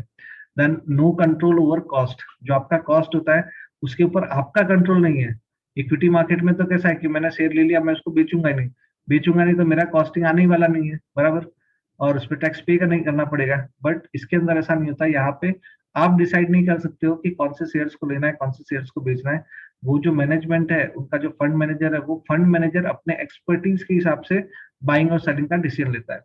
और नो गारंटीड रिटर्न, यहाँ पे कोई गारंटी नहीं है। फिर से मैं रिपीट करता हूँ, म्यूचुअल फंड में आप इन्वेस्टमेंट कर सकते हो तो हमेशा जरूरी नहीं कि आपको प्रॉफिट हो, यानी रिटर्न की कोई गारंटी नहीं है। Investment is subject to market risk, please read the offer document carefully before investing, ऐसा स्टेटमेंट आपने काफी बार सुना होगा। तो म्यूचुअल फंड में कोई गारंटी नहीं होती है। अगर कोई गारंटी दे रहा है तो मैं कहता हूँ उससे थोड़ा दूर रहना स्टार्ट कर दो, क्योंकि इसके अंदर गारंटी जैसा वर्ड यूज ही नहीं होता है। अब आते हैं जो सेबी ने क्या किया था, कैटेगराइजेशन की प्रोसेस की थी और स्टैंडर्डाइज करने की कोशिश की है म्यूचुअल फंड को। पहले के टाइम में क्या होता था कि करीब करीब 5000 से भी ज्यादा अलग अलग स्कीम्स डेवलप हो गई थी। अब एक ही फंड के अंदर अलग अलग जो स्कीम्स होती है, जैसे मान लो कोई ऐसा फंड है एबीसी का, उसमें एक डेवलप किया लार्ज कैप फंड, फिर वो दूसरा लेके आए एक्स्ट्रा लार्ज कैप फंड, फिर third super large cap fund. इस तरह से अलग अलग टाइप के फंड आपके सामने वो लेके आते हैं। और जनरली क्या होता है कि कॉर्पस छोटा होगा तो एक्सपेंस रेशियो भी ज्यादा होता है। तो सेबी ने क्या डिफाइन किया कि बस इसको हम पहले डिवाइड कर देते हैं अलग अलग कैटेगरीज में। तो कैटेगरीज हम लोग आगे देखेंगे, पर स्टैंडर्डाइज करने के लिए उन्होंने लार्ज कैप, मिड कैप और स्मॉल कैप इसको भी वेल डिफाइन कर दिया कि जिसमें कंफ्यूजन ना रहे। तो गवर्नमेंट के नॉर्म्स के हिसाब से या सेबी को स्पेसिफाई करे या सेबी ने जो गाइडलाइन दिया उसके बेस पे सबसे पहले तो लार्ज कैप कंपनीज किसको बोलेंगे, लार्ज कैप फंड किसको बोलेंगे, तो उस केस में जो कंपनी है, जो लार्ज कैप की कंपनी, वो कैसे आइडेंटिफाई होगा कि उसकी जो प्राइस चल रही है उसको आपको मल्टीप्लाई करना है उसके आउटस्टैंडिंग यूनिट से। तो जो अमाउंट आया उसको हम बोलते हैं मार्केट कैप, मार्केट कैपिटलाइजेशन। और उसको अगर मैं डिसेंडिंग ऑर्डर में रखता हूँ, सबसे हाईएस्ट वाला टॉप पे, फिर उससे नीचे, फिर उससे नीचे, फिर उससे नीचे, फिर उससे नीचे, तो जो पहले के जो हंड्रेड्स है उसको हम बोलते हैं लार्ज कैप फंड, राइट। वापस से रिपीट करता हूँ, 1 to 100 कंपनीज जो होंगी that is called large cap fund. 101 से लेकर 250, यानी नेक्स्ट 150 कंपनीज है जो 101 से लेकर के 250 तक की, that is called mid cap. और सबसे लास्ट में आता है स्मॉल कैप। स्मॉल कैप में 251 से नीचे की जितनी भी स्क्रिप्ट हुई 250 के बाद की, तो वो सारी की सारी स्मॉल कैप में आती है, राइट। अब आपके लिए यहाँ पे क्वेश्चन है कि ये तीन है fund, large cap, mid cap, small cap, तो ये तीनों में से सबसे ज्यादा रिस्की कौन सा है और क्यों? वो आपको नीचे कमेंट बॉक्स में टाइप करना है कि ये तीनों में से सबसे ज्यादा रिस्की क्यों है और कौन सा है और क्यों है। अब आ जाते हैं हम लोग कैटेगराइजेशन के ऊपर। तो सीबी ने क्या किया, इसको प्रोसेस को स्टैंडर्डाइज करने के लिए इसने पूरे जो म्यूचुअल फंड है उसको 5 पार्ट में डिवाइड कर दिया। टोटल 5 पार्ट, कौन से? फर्स्ट है equity scheme, then debt, third है hybrid, solution oriented and others. इस तरह से 5 अलग अलग स्कीम्स अवेलेबल है, स्कीम्स नहीं बोल सकते, 5 अलग अलग वैरायटीज म्यूचुअल फंड में अवेलेबल है। और इसके अंदर सब कैटेगरीज भी बनाई कि जिससे क्या होगा, सब प्रोसेस को स्टैंडर्डाइज कर दिया। जब स्टैंडर्डाइज प्रोसेस होती है तो आप वॉल्यूम में काम कर सकते हैं, प्रॉब्लम होने के चांसेस काफी कम हो जाते हैं। तो सबसे पहले स्टार्ट करते हैं इक्विटी स्कीम से। तो अगर मैं इक्विटी स्कीम्स की बात करूं तो इक्विटी स्कीम्स में सब कैटेगरीज भी डेवलप किए, जैसे जैसे multi cap fund, large cap fund, large and mid cap fund, small cap fund, dividend yield fund, value fund, Contra fund, focused fund, sectoral and thematic fund, ELSS. तो ये अलग अलग कैटेगरीज है। जैसे मैं यहाँ पे एक क्वेश्चन पूछता आप लोगों से कि लार्ज कैप फंड है, उसमें लार्ज कैप की कंपनीज में कितना परसेंटेज का इन्वेस्टमेंट करना कंपलसरी है? आपको नीचे कमेंट बॉक्स में डालना है लार्ज कैप और उसके बाजू में लिखना है परसेंटेज। तो मेरे को समझ में आएगा कि आपने ये स्टेटमेंट मेरा सुना है और आपने उसके अंदर आंसर देने की कोशिश की है। तो लार्ज कैप के अंदर स्टॉप करके, यस, अब मैं आंसर भी देता हूँ। कम से कम 80% या उससे ज्यादा की अमाउंट का इन्वेस्टमेंट आपका लार्ज कैप में होगा, तो ही वो लार्ज कैप के बेनिफिट का हकदार होगा, तभी उसको हम लार्ज कैप की कैटेगरी में गिन सकते हैं। अब नेक्स्ट क्वेश्चन आपसे है, सेक्टोरियल और थीमेटिक, ये दो अलग अलग फंड है, तो ये दोनों में से ज्यादा रिस्की कौन सा है, सेक्टोरियल है क्या थीमेटिक है? ये भी आपको नीचे कमेंट बॉक्स में डालना है। आप लिख सकते हो एस रिस्क डैश करके एस, दैट मीन्स सेक्टोरियल ज्यादा रिस्की है, रिस्क डैश करके टी, दैट मीन्स थीमेटिक ज्यादा रिस्की है। ओके, तो हमेशा जो सेक्टोरियल होता है वो ज्यादा रिस्की होता है। क्यों ज्यादा रिस्की होता है? क्योंकि जो सेक्टोरियल फंड है वो पर्टिकुलर फंड में उस पर्टिकुलर सेक्टर में ही इन्वेस्टमेंट हुआ है। जैसे रियल एस्टेट का मैं अगर सेक्टर लेता हूँ तो सेक्टर बहुत छोटा है, बट रियल एस्टेट अगर थीम लूंगा तो रियल एस्टेट सेक्टर को जितने भी चीज को सपोर्ट होता है, जैसे ट्रैवलिंग का हुआ, ट्रांसपोर्ट का हुआ, फिर उसके अलावा और टेलीकॉम का हुआ, इस तरह से जो भी चीजें उसको अगर मैं काउंट कर लेता हूँ तो उसके बेस पे जो अमाउंट आएगी, अगर देखें तो थीमेटिक जो होगा ना वो हमेशा कैसा होगा, थीमेटिक कम रिस्की हुआ सेक्टोरियल के कंपैरिजन में। ईएलएसएस में आता है इक्विटी लिंक सेविंग स्कीम्स। तो अगर आप इन्वेस्ट करते हो अप टू 1,50,000 तक का आपको टैक्स बेनिफिट मिलता है। आपकी जो इनकम है वो आपकी 1,50,000 से कम हो जाती है। इसी तरह से दूसरे भी है डेट स्कीम। डेट स्कीम में ओवरनाइट फंड। ओवरनाइट फंड में क्या होता है कि फंड मैनेजर को जो आपने पैसे दिया, फंड मैनेजर ऐसी जगह इन्वेस्टमेंट करेगा जहां पे very next day, second day उसको पैसा वापस मिल जाने वाला है। That is called overnight fund. फिर लिक्विड फंड आता है। लिक्विड फंड में ऐसी जगह फंड मैनेजर इन्वेस्टमेंट करेगा जहां पे 91 डेज में मैच्योरिटीज आती है। फिर ultra short term, ultra short duration fund, low duration fund, money market fund. Money market मतलब जो मैंने आपको ऑलरेडी बताया, 1 साल से कम के इन्वेस्टमेंट के अमाउंट के लिए अगर इन्वेस्टमेंट हो रहा है आपका 1 साल से कम टाइम फ्रेम के लिए, तो that is called money market fund. फिर आता है short duration fund, medium duration fund, medium to long duration fund. उसके अलावा long duration fund. Long duration मतलब 7 ईयर के ऊपर का अगर कोई भी ड्यूरेशन है that is called long duration. फिर डायनेमिक फंड, जिसमें ड्यूरेशन का इंपॉर्टेंस नहीं, वो शॉर्ट भी ले सकता है फंड मैनेजर और लॉन्ग भी ले सकता है अपने जो उनका कैलकुलेशन है, जो उनकी पॉलिसी उसके बेस पे। Then corporate bond, risk, credit risk bond, banking and PSU fund. उसके अलावा गिल्ट फंड। गिल्ट फंड के अंदर, गिल्ट फंड में भी स्पेसिफाई कर सकते हैं 10 year constant duration. Then floater fund. तो ये सारी वेराइटीज है डेट स्कीम की। आप अगर सेबी की वेबसाइट पे जाकर के आप कैटेगराइजेशन करके सर्च करोगे तो ये सारी चीजों के बारे में आपको काफी डिटेल में इंफॉर्मेशन मिल जाएगी। उसके अलावा मैं आप सब लोगों से रिक्वेस्ट भी करता हूँ कि आप जो भी लोग ये प्रोग्राम देख रहे हो, उसका मतलब ये है कि आपको इंटरेस्ट है एजुकेशन के अंदर। तो इसके अंदर आप अगर इन्वेस्ट करना चाह रहे हो तो आपको क्या करना है, सबसे पहले इसके नॉलेज को लेने के लिए म्यूचुअल फंड की एक बहुत अच्छी एग्जाम होती है, एनआईएसएम की 5A सीरीज, वो आपको क्लियर करनी है। जब आप वो एग्जाम क्लियर करोगे तो उसकी बुक में काफी कुछ म्यूचुअल फंड के रिलेटेड कंटेंट होता है। तो आपका पैसा आप डाल करके फिर एक्सपेरिमेंट करके फिर इसमें रिस्क लेकर के आप आगे बढ़ो। उसकी जगह पे अगर आपने ये कोर्स किया होगा तो आपका बेसिक फंडा बहुत ही क्लियर हो जाएगा। नेक्स्ट आता है हाइब्रिड। तो हाइब्रिड में इक्विटी और डेट का कॉम्बिनेशन है। फिर सॉल्यूशन ओरिएंटेड, उसके अंदर आता है रिटायरमेंट फंड और चिल्ड्रंस फंड। और सबसे लास्ट में आता है इंडेक्स फंड, जिसके अंदर ईटीएफ है, फंड ऑफ फंड है, या ओवरसीज या डोमेस्टिक है, वो सारा का सारा इसमें कवर होता है। तो ये डिफरेंट 5 कैटेगरीज है म्यूचुअल फंड की जिसमें आप इन्वेस्टमेंट कर सकते हो। इसके बाद आता हूं मैं, आपको ले जा रहा हूं मैं एमफी की वेबसाइट पे, कि जिसके अंदर आप एमफी की वेबसाइट से डेटा के परफॉर्मेंस को देख सकते हो। तो मैं आपके सामने यहाँ पे प्रेजेंट करता हूँ एमफी की वेबसाइट, ये आपके सामने स्क्रीन पे है।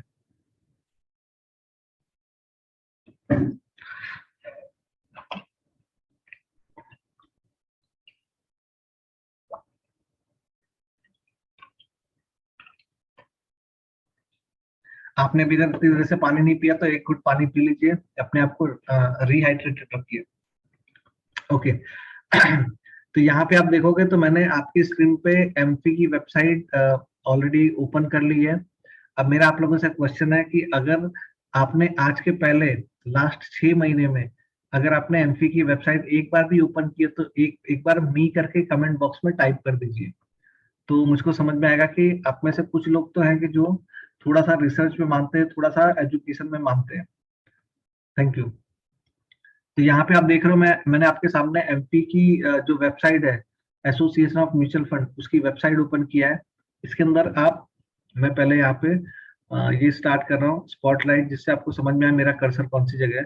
तो इसमें बहुत सारी इंफॉर्मेशन और फ्री ऑफ कॉस्ट अवेलेबल है रिसर्च करने के लिए, इन्वेस्टमेंट करने के लिए। यहाँ पे आप देख पा रहे हो अगर, तो म्यूचुअल फंड परफॉर्मेंस, यहाँ पे आकर के आप पुराने परफॉर्मेंस को देख सकते हो ड्यूरेशन के हिसाब से, अपने कंफर्ट के हिसाब से।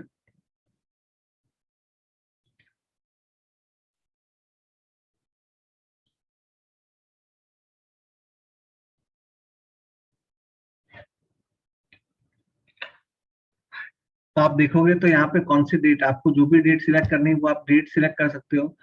पुराने डेट्स भी आपको अगर चाहिए तो उस पुराने डेट का भी यहाँ पे आपको मिल जाएगा, राइट। तो यहाँ पे देखिए आप ओपन एंडेड और क्लोज एंडेड के बारे में बात की थी, कभी भी एंट्री कभी भी एग्जिट, और एंट्री होने के बाद में मैच्योरिटी के टाइम में exit, that is called open और close ended. Open ended select किया, फिर देखिए कौन से ऑप्शंस आ रहे हैं, ये भी हमने थोड़ी देर पहले देखा। Equity, debt, hybrid, solution oriented and others, ये 5 कैटेगरीज है। अब इक्विटी के अंदर मैंने सिलेक्ट किया तो इक्विटी में कौन से ऑप्शंस है, large cap, large and mid cap, multi cap, small cap, ये जो हमने डिस्कस किया थोड़ी देर पहले वही और सेम सीक्वेंस में भी है। अब मैं इसमें सिलेक्ट करता हूँ लार्ज कैप फंड। फिर आपको इसके अंदर जाएंगे तो कौन से म्यूचुअल फंड का आपको लार्ज कैप फंड चाहिए, उसकी जगह पे मैं सिर्फ वो करता हूँ तो मेरे पास पूरी सीट आ जाएगी जिसके अंदर सारे के सारे जो होंगे वो एक साथ में आपको दिखाएंगे।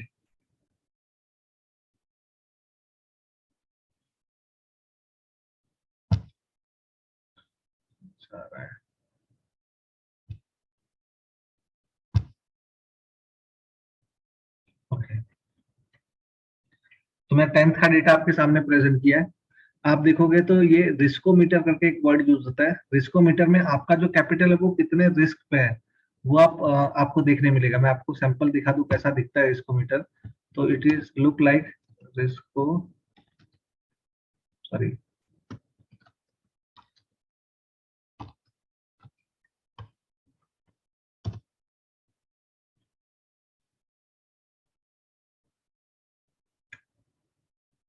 ये दिख रहा है आपको। इस तरह से इसमें टोटल 6 क्वाड्रेंट बने होते हैं। ये पुराना वाला है, अभी जो लेटेस्ट हुआ है सेबी के अपडेट्स के बाद, तो यहाँ पे टोटल 6 कैटेगरीज आपको दिखेगी। Low, low to moderate, moderate, moderately high, high और वेरी हाई। दैट मीन्स आपका जो कैपिटल है वो कितना रिस्क में है। ग्रीन मतलब आपका रिस्क का लेवल कम है, धीमे धीमे येलो हो रहा है मतलब रिस्क का लेवल बढ़ रहा है, और ऑरेंज के अंदर तो सबसे ज्यादा रिस्की स्टेज पे आप खड़े हो, बराबर। बट रिस्क अगर नहीं लेंगे ना तो सामने रिटर्न भी उतना नहीं बैठेगा।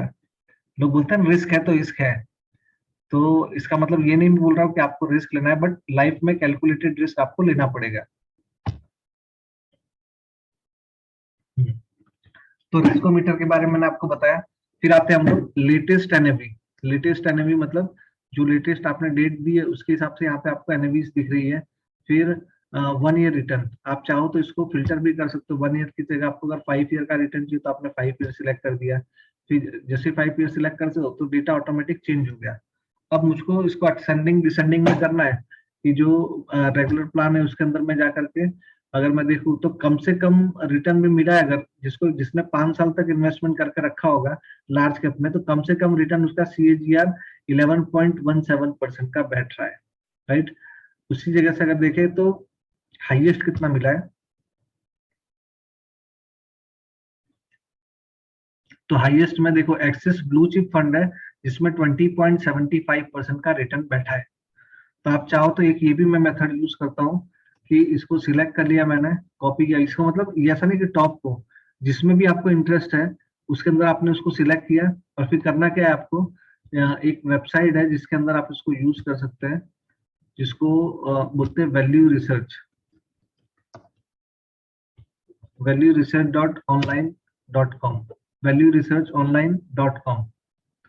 यहाँ पे आप जाओगे तो आपको करना कुछ भी नहीं है, जो आपने कॉपी किया हुआ है जिस फंड का नाम, उसका आप यहाँ पे सर्च बॉक्स में डाल देते हो। सर्च बॉक्स में आपने उस कंपनी का नाम डाला तो ऑटोमेटिक आपको दिखेगा।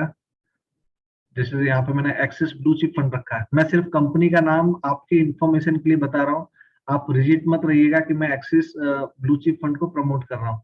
मेरा मोटिव ये है, ये स्ट्रक्चर है, इसके स्ट्रक्चर को आप कोई भी पर्टिकुलर स्कीम के लिए फॉलो कर सकते हैं। तो ये देखिए म्यूचुअल फंड है, इस पर मैंने क्लिक किया तो आपके सामने इसकी बहुत सारी डिटेल ओपन होगी।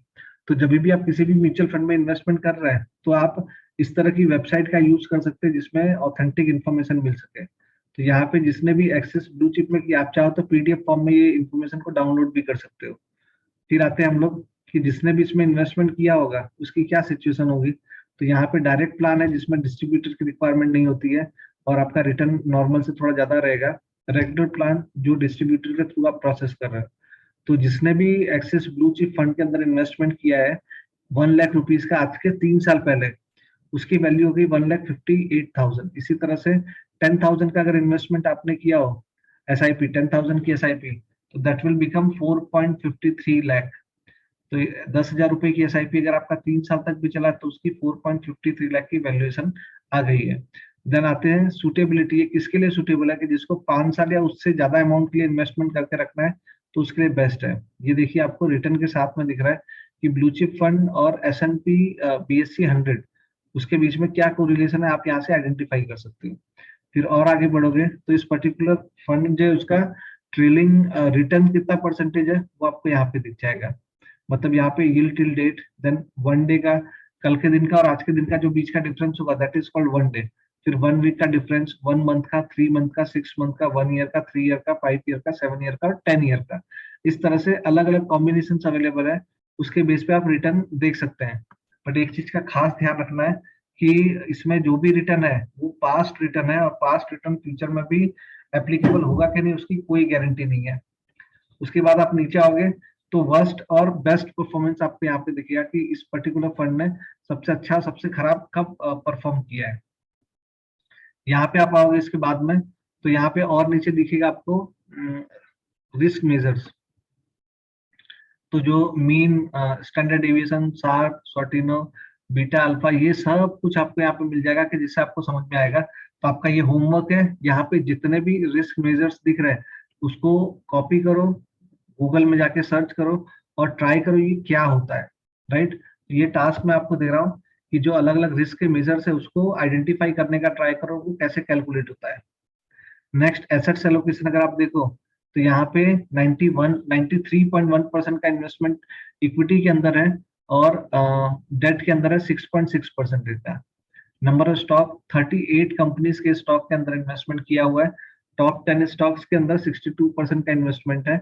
इस तरह से प्रोपोर्शन भी आपके सामने दिया है। पोर्टफोलियो एग्रीगेट, पोर्टफोलियो के अंदर एवरेज मार्केट कैप है वो कितने की रहती है वो दिया हुआ है।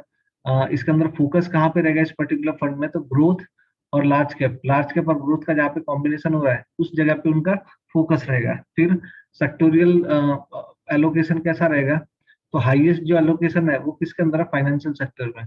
फिर सेकंड हाईएस्ट कौन सा, टेक्नोलॉजी में। थर्ड कौन सा, सर्विसेज में।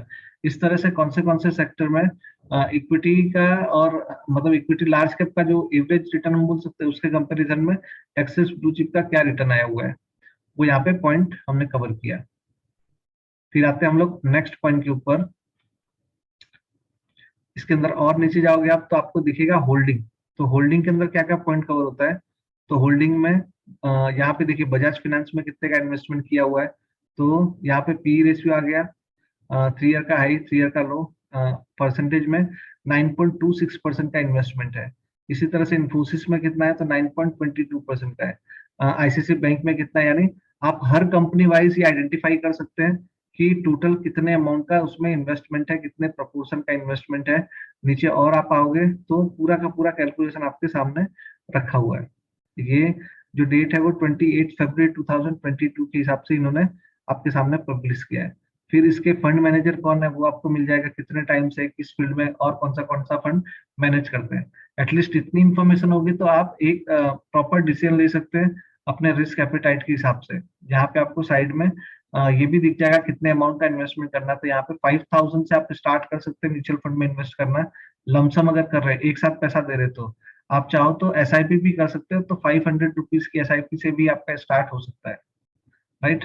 एंट्री लोड एग्जिट लोड के बारे में, एंट्री लोड तो नील है, एंट्री लोड अभी एप्लीकेबल नहीं है। एग्जिट लोड के अंदर अप टू 10% तक का आप एग्जिट करते हो तो कोई प्रॉब्लम नहीं है।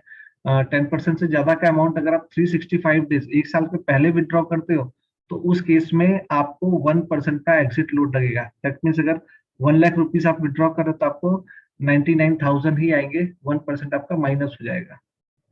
ये इसलिए रखते हैं कि लोग लंबे टाइम तक इसमें इन्वेस्टमेंट करके रखें। वापस आ जाते हैं यहाँ पे।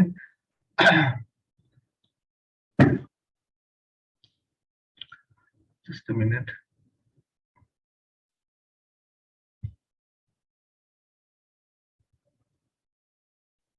इसमें एक और चीज मुझको बहुत काम की लग रही है जो आपको बेनिफिट दे सकती है। जैसे हमने अभी रिटर्न का देखा उसी तरह से एक फैक्ट शीट आती है। तो आपको कहाँ मिलेगी ये, इन्वेस्टर खाली सिर्फ फैक्ट शीट नहीं, आप इन्वेस्टर कॉर्नर के अंदर बहुत सारी चीजें जो आपके काम आ सकती है, आपकी एजुकेशन को बढ़ा सकती है, वो पॉइंट्स यहाँ पे कवर किए हैं। तो लेट अस अंडरस्टैंड कि नॉलेज सेंटर, तो म्यूचुअल फंड का काफी कुछ आपको नॉलेजेबल थिंग यहाँ से मिल सकता है। आप चाहो तो एक एक पॉइंट को क्लिक करके ओपन करके पढ़ सकते हो। अभी जो मैंने आपको बताया था categorization of mutual fund schemes, उसके बारे में, advantage of mutual fund schemes, जहां से मैंने पॉइंट सारे लिए हुए हैं। फिर मैथ के बारे में, फैक्ट अबाउट म्यूचुअल फंड, ये सब हो गया। फिर इन्वेस्टर सेंटर्स के अंदर आपको केवाईसी रिलेटेड सारी इंफॉर्मेशन मिलेगी, जो हमने इसके पहले भी कल के दिन में डिस्कस किया था। फिर अलग अलग जो कंसोलिडेटेड अकाउंट स्टेटमेंट, ये भी एक बहुत अच्छी फैसिलिटी है। आपने ऑब्जर्व किया होगा कि अगर आपने म्यूचुअल फंड में इवन इक्विटी मार्केट में इन्वेस्टमेंट किया है तो 15th के पहले पहले आपको एक मेल आता होगा एनएसडीएल या सीडीएसएल से, जिसमें आपने जहां जहां पे भी कहीं पे भी आपने इन्वेस्टमेंट किया वो आपको पूरा स्टेटमेंट कैलकुलेट करके आपको देते हैं। That is called consolidated account statement. इसके अलावा ऑनलाइन सेंटर्स में मैं जा रहा हूँ अगर, तो पोर्टफोलियो डिस्क्लोजर, कितनी चीजें होती है जो ऑफर डॉक्यूमेंट के अंदर कवर नहीं होता, वो आपको यहाँ पे मिल जाएगा, राइट। तो वो भी आपको पढ़ते रहना है। फिर नीचे आप आते हो तो यहाँ पे देखिए डाउनलोड मंथली फैक्ट शीट। तो अगर मैं फैक्ट शीट के ऊपर क्लिक करता हूँ तो आप देखोगे यहाँ पे पूरी फैक्ट शीट ओपन हो गई। अलग अलग जो जितने भी म्यूचुअल फंड्स हैं उसकी फैक्ट शीट आपके सामने आ गई है। फैक्ट शीट बहुत ही इंपॉर्टेंट चीज है, इसको पढ़ने से आपको पिक्चर क्लियर होगा। That is not a mandatory thing, but आज के टाइम में फैक्ट शीट पढ़ करके आप काफी इंफॉर्मेटिव डिसीजन ले सकते हो उसमें, वेल इन्फॉर्म्ड डिसीजन। जैसे मैं यहाँ पे, आप अगर देखो तो एसबीआई या टाटा, टाटा म्यूचुअल फंड पे मैं क्लिक कर रहा हूँ, तो टाटा म्यूचुअल फंड के अंदर मैंने क्लिक किया तो उसकी जो फैक्ट शीट है वो यहाँ पे अभी ओपन हो रही है आपके सामने। देखिए ये फंड फैक्ट शीट है। हर, जैसे आपको अभी दिखाया ना मैंने, तो यहाँ पे जाकर के आप किसी भी इसका फैक्ट शीट इस तरह से डाउनलोड कर सकते हो। और दूसरा, उस कंपनी की वेबसाइट पे जाके भी आप सेम प्रोसेस कर सकते हो। जैसे मैंने वो लिंक से डाउनलोड किया तो आप देख पा रहे हो कि यहाँ पे जुलाई 2021 का यहाँ पे दिया हुआ है। तो लेटेस्ट जो होगा वो उसकी वेबसाइट पे होगा अवेलेबल, आप जाके चेक करोगे तो आपको मिल जाएगा। तो अब ये यहाँ पे उस टाइम की बात करें तो इसमें यहाँ पे देखिए हर जो फंड है उसके रिलेटेड आपको पेज नंबर के साथ दिया हुआ है कि कौन से पेज नंबर पे उसका फैक्ट शीट है, मतलब वन पेजर आपके सामने दिया हुआ है। इक्विटी का, थीमेटिक है, हाइब्रिड है, डेट है, डिविडेंड गिल्ड, सॉल्यूशन, ये सारा आ गया। उसके बाद आप अगर आते हो यहाँ पे तो एक कुछ कुछ चीजें बहुत काम की जो इवन टैक्स के पॉइंट का जो मैंने आपको बीच में बोला था, तो टैक्स के पॉइंट से यहाँ पे काफी कुछ दिया हुआ है। जैसे यहाँ पे मैं आपको दिखाऊं तो एक तो ये मार्केट आउटलुक के पहले मैं एक पॉइंट ले लेता हूँ।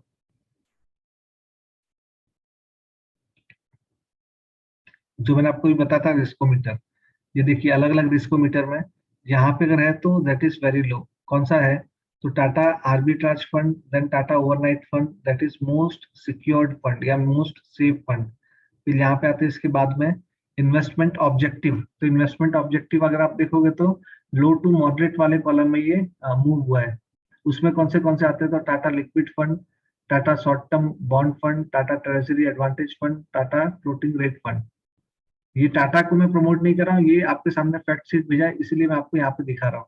तो हर अलग अलग लेवल पे, हर अलग अलग रिस्क एपेटाइट के हिसाब से आपके पास यहाँ पे देखिए फंड मैनेजर इन्होंने बहुत ही ब्यूटीफुल वे में आपके सामने प्रेजेंट किया है। अब आते हैं हम,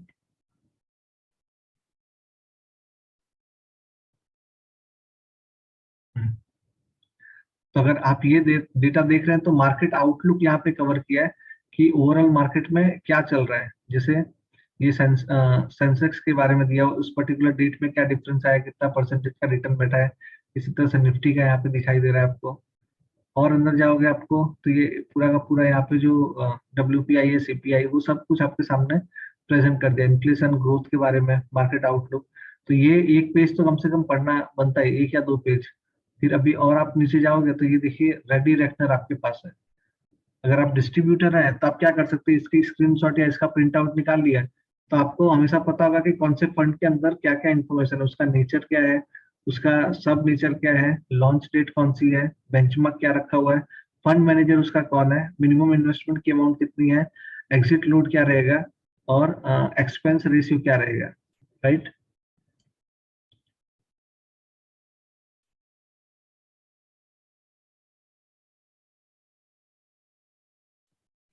ओके, ये आपका टैक्स के लिए रेडी रखना है। तो ये 2021-22 के लिए एप्लीकेबल रहेगा। दैट मीन्स फाइनेंशियल ईयर 2021-22, उसमें resident and NRI without with holding tax rate and 20% का है विथ होल्डिंग टैक्स रेट।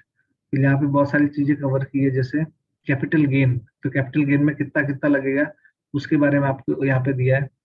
फिर long term capital gain, short term capital gain आ गया, टैक्स का पॉइंट यहाँ कवर किया है। फिर इनकम टैक्स का रेट अप टू 2,50,000 तक में नील है। 2,50,001 रुपीज से लेकर के अप टू 5 लाख रुपीज तक की आपकी इनकम है तो 5% आपको टैक्स पे करना है। 5 लाख से लेकर के 10 लाख रुपीज तक की इनकम है तो आपको 20% पे करना है। 10 लाख से लेकर के सॉरी 10 लाख से लेकर के उसके ऊपर की जो अमाउंट है उसमें 30% पे करना है। उसके अलावा अगर आपकी 60 की और 80 की एज लिमिट के ऊपर है तो आपको थोड़ा सा बेनिफिट मिलता है। वो सारे पॉइंट को यहाँ पे दिया, इन्होंने दिखाया हुआ है। आप और आगे जाओगे तो आपको बहुत कुछ इसमें से मिल सकता है। देखिए, मैं आपके सामने सिर्फ इसको स्क्रॉल कर रहा हूँ कि जिससे आपको समझ में आएगा। कैपिटल गेन के बारे में तो हमने डिस्कस कर लिया, ये भी कर लिया। ओके, एसटीटी कितना लगता है और उसको कौन बेयर करता है वो भी आपके सामने देखो स्क्रीन पे है।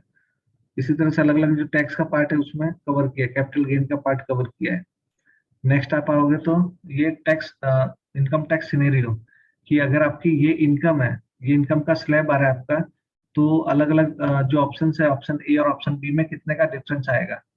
तो आप अपने टैक्स ब्रैकेट के हिसाब से रेडी रेक्टर का यूज करके आप अपने हिसाब से, ये specific not, that is not specific to Tata, ये सबके लिए है। अब देखिए, हम लोग ये फैक्ट शीट में से इसको पकड़ते हैं। ये क्या है, लार्ज कैप फंड। तो हमने ऑलरेडी एक पॉइंट डिस्कस किया था कि लार्ज कैप की जो भी फंड होंगे उसके अंदर कितने अमाउंट का 80% या उससे ज्यादा का इन्वेस्टमेंट आपका लार्ज कैप में होना चाहिए। इसको मैं थोड़ा बड़ा कर रहा हूँ जिससे सारे पॉइंट्स आपको दिखाई दे। फिर भी मैं वापस से रिपीट करता हूँ, वर्टिकल की जगह पे हॉरिजेंटल को फोन को रखोगे तो आपको डेटा और अच्छा दिखेगा। तो लार्ज कैप के अंदर मैं यहाँ पे आ गया हूँ। लार्ज कैप के अंदर आप देख रहे हो तो Tata large cap fund select किया and open ended scheme predominantly invest in large cap fund. उसके बारे में इंफॉर्मेशन है, ये आपको मिल गया। फंड मैनेजर कौन है वो आपको यहाँ पे मिल जाएगा। बेंचमार्क क्या है वो दिखेगा। एनएवी, अलग अलग सिचुएशन की अलग अलग एनएवी। फंड की साइज कितनी है तो 983.31 करोड़। उसके अलावा और नीचे आप जाओगे तो वॉलेटिलिटी के हिसाब से कब कब फंड के अंदर मतलब कितना वॉलेटाइल रहा है। तो ये सारे के सारे पॉइंट जो हमने थोड़ी देर पहले डिस्कस भी किया और आपको बोला भी था कि आप इसके बारे में थोड़ा रिसर्च करो, तो ये सारे देखो यहाँ पे भी आपको दिखाई दे रहे हैं। फिर और नीचे आएंगे आप तो बहुत सारी इंफॉर्मेशन है। इस तरफ आ जाते हैं थोड़ा।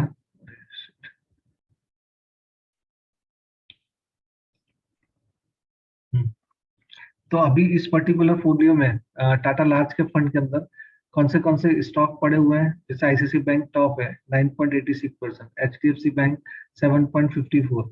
इस तरह से अलग अलग फंड का पूरा दिया हुआ है। लास्ट में अदर अदर टोटल में 7,713.17 इतने अमाउंट का रखा हुआ है। दैट मीन 0.73% का कैश मेंटेन किया हुआ है।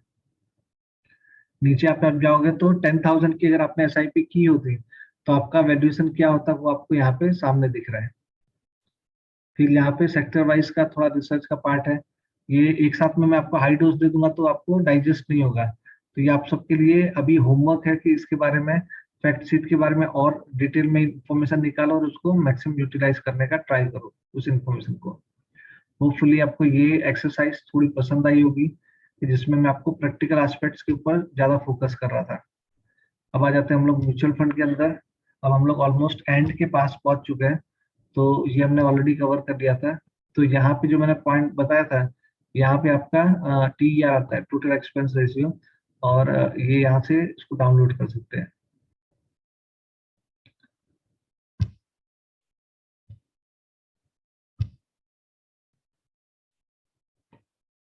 कुछ प्रॉब्लम हुई है।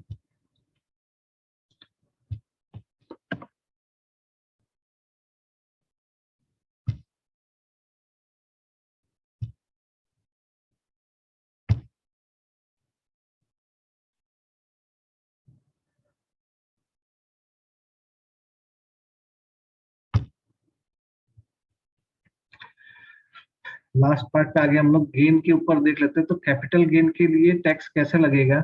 तो अगर आपका इक्विटी ओरिएंटेड है और शॉर्ट टर्म कैपिटल गेन है, short term capital gain equity में किसको बोलते हैं कि जिसमें 12 मंथ या उससे कम अमाउंट के लिए इन्वेस्टमेंट किया गया है और उसमें आपको प्रॉफिट है तो आपको 15% टैक्स पे करना है। वही अगर लॉन्ग टर्म है, उससे मतलब 1 साल के ऊपर की अमाउंट चली गई, अगर 1 साल से ज्यादा हो गया तो उस केस में आपको 10% का टैक्स पे करना होता है। नॉन इक्विटी ओरिएंटेड यानी डेट वगैरह की जो बात होती है उसके अंदर तो मार्जिनल टैक्स रेट होता है वो आपका लगेगा, मतलब जिस टैक्स ब्रैकेट में आते हैं वो आपको देना पड़ेगा शॉर्ट टर्म में। लॉन्ग टर्म में 20% विद इंडेक्सेशन का बेनिफिट रहता है। फिर उसके अलावा यहाँ पे आप और देखोगे तो income tax rate 10% without indexation benefit and long term capital gain exceed 1 lakh provide transfer of such unit subject to STT. तो ये टैक्स का पॉइंट थोड़ा सा कवर किया। और ये लास्ट स्लाइड है कि जिसके अंदर tax benefit under ATC, ATC के हिसाब से आपको 1,50,000 तक का टैक्स बेनिफिट मिल सकता है, राइट। अब आगे आते हैं। ये पूरी वेबसाइट को बनाने में मैंने कौन सी वेबसाइट का यूज किया? तो सबसे पहले सेबी का है, उसके अलावा एमफी की वेबसाइट है, क्विज का जो मैंने आपको बताया उसके मटेरियल को यूज किया गया है, और nism.ac.in से काफी इंफॉर्मेशन ली है। देन टाटा म्यूचुअल फंड, ये आपको अगर लिंक दिख रहा है तो इसके ऊपर जाकर के वो सेम आप भी डाउनलोड कर सकते हैं और फिर उसको फैक्ट शीट को देख सकते हैं। तो होपफुली आपको मजा आया होगा, और अगर अच्छा लगा तो कमेंट बॉक्स में जरूर डालें और इसको हो सके उतने मैक्सिमम लोगों को शेयर करें। और आपको आज के दिन में खास ये डालना है कि आज के प्रोग्राम की टॉप 3 लर्निंग आपकी क्या, वो आपको कमेंट बॉक्स में डालनी है। तो दिस इज योर टास्क, ये आपको कंप्लीट करना है। तब तक के लिए थैंक यू सो मच। कल हम नए एपिसोड के साथ फिर से मिलेंगे। होपफुली आपका ये आज के दिन की जर्नी बहुत अच्छी रही हो। Thank you so much.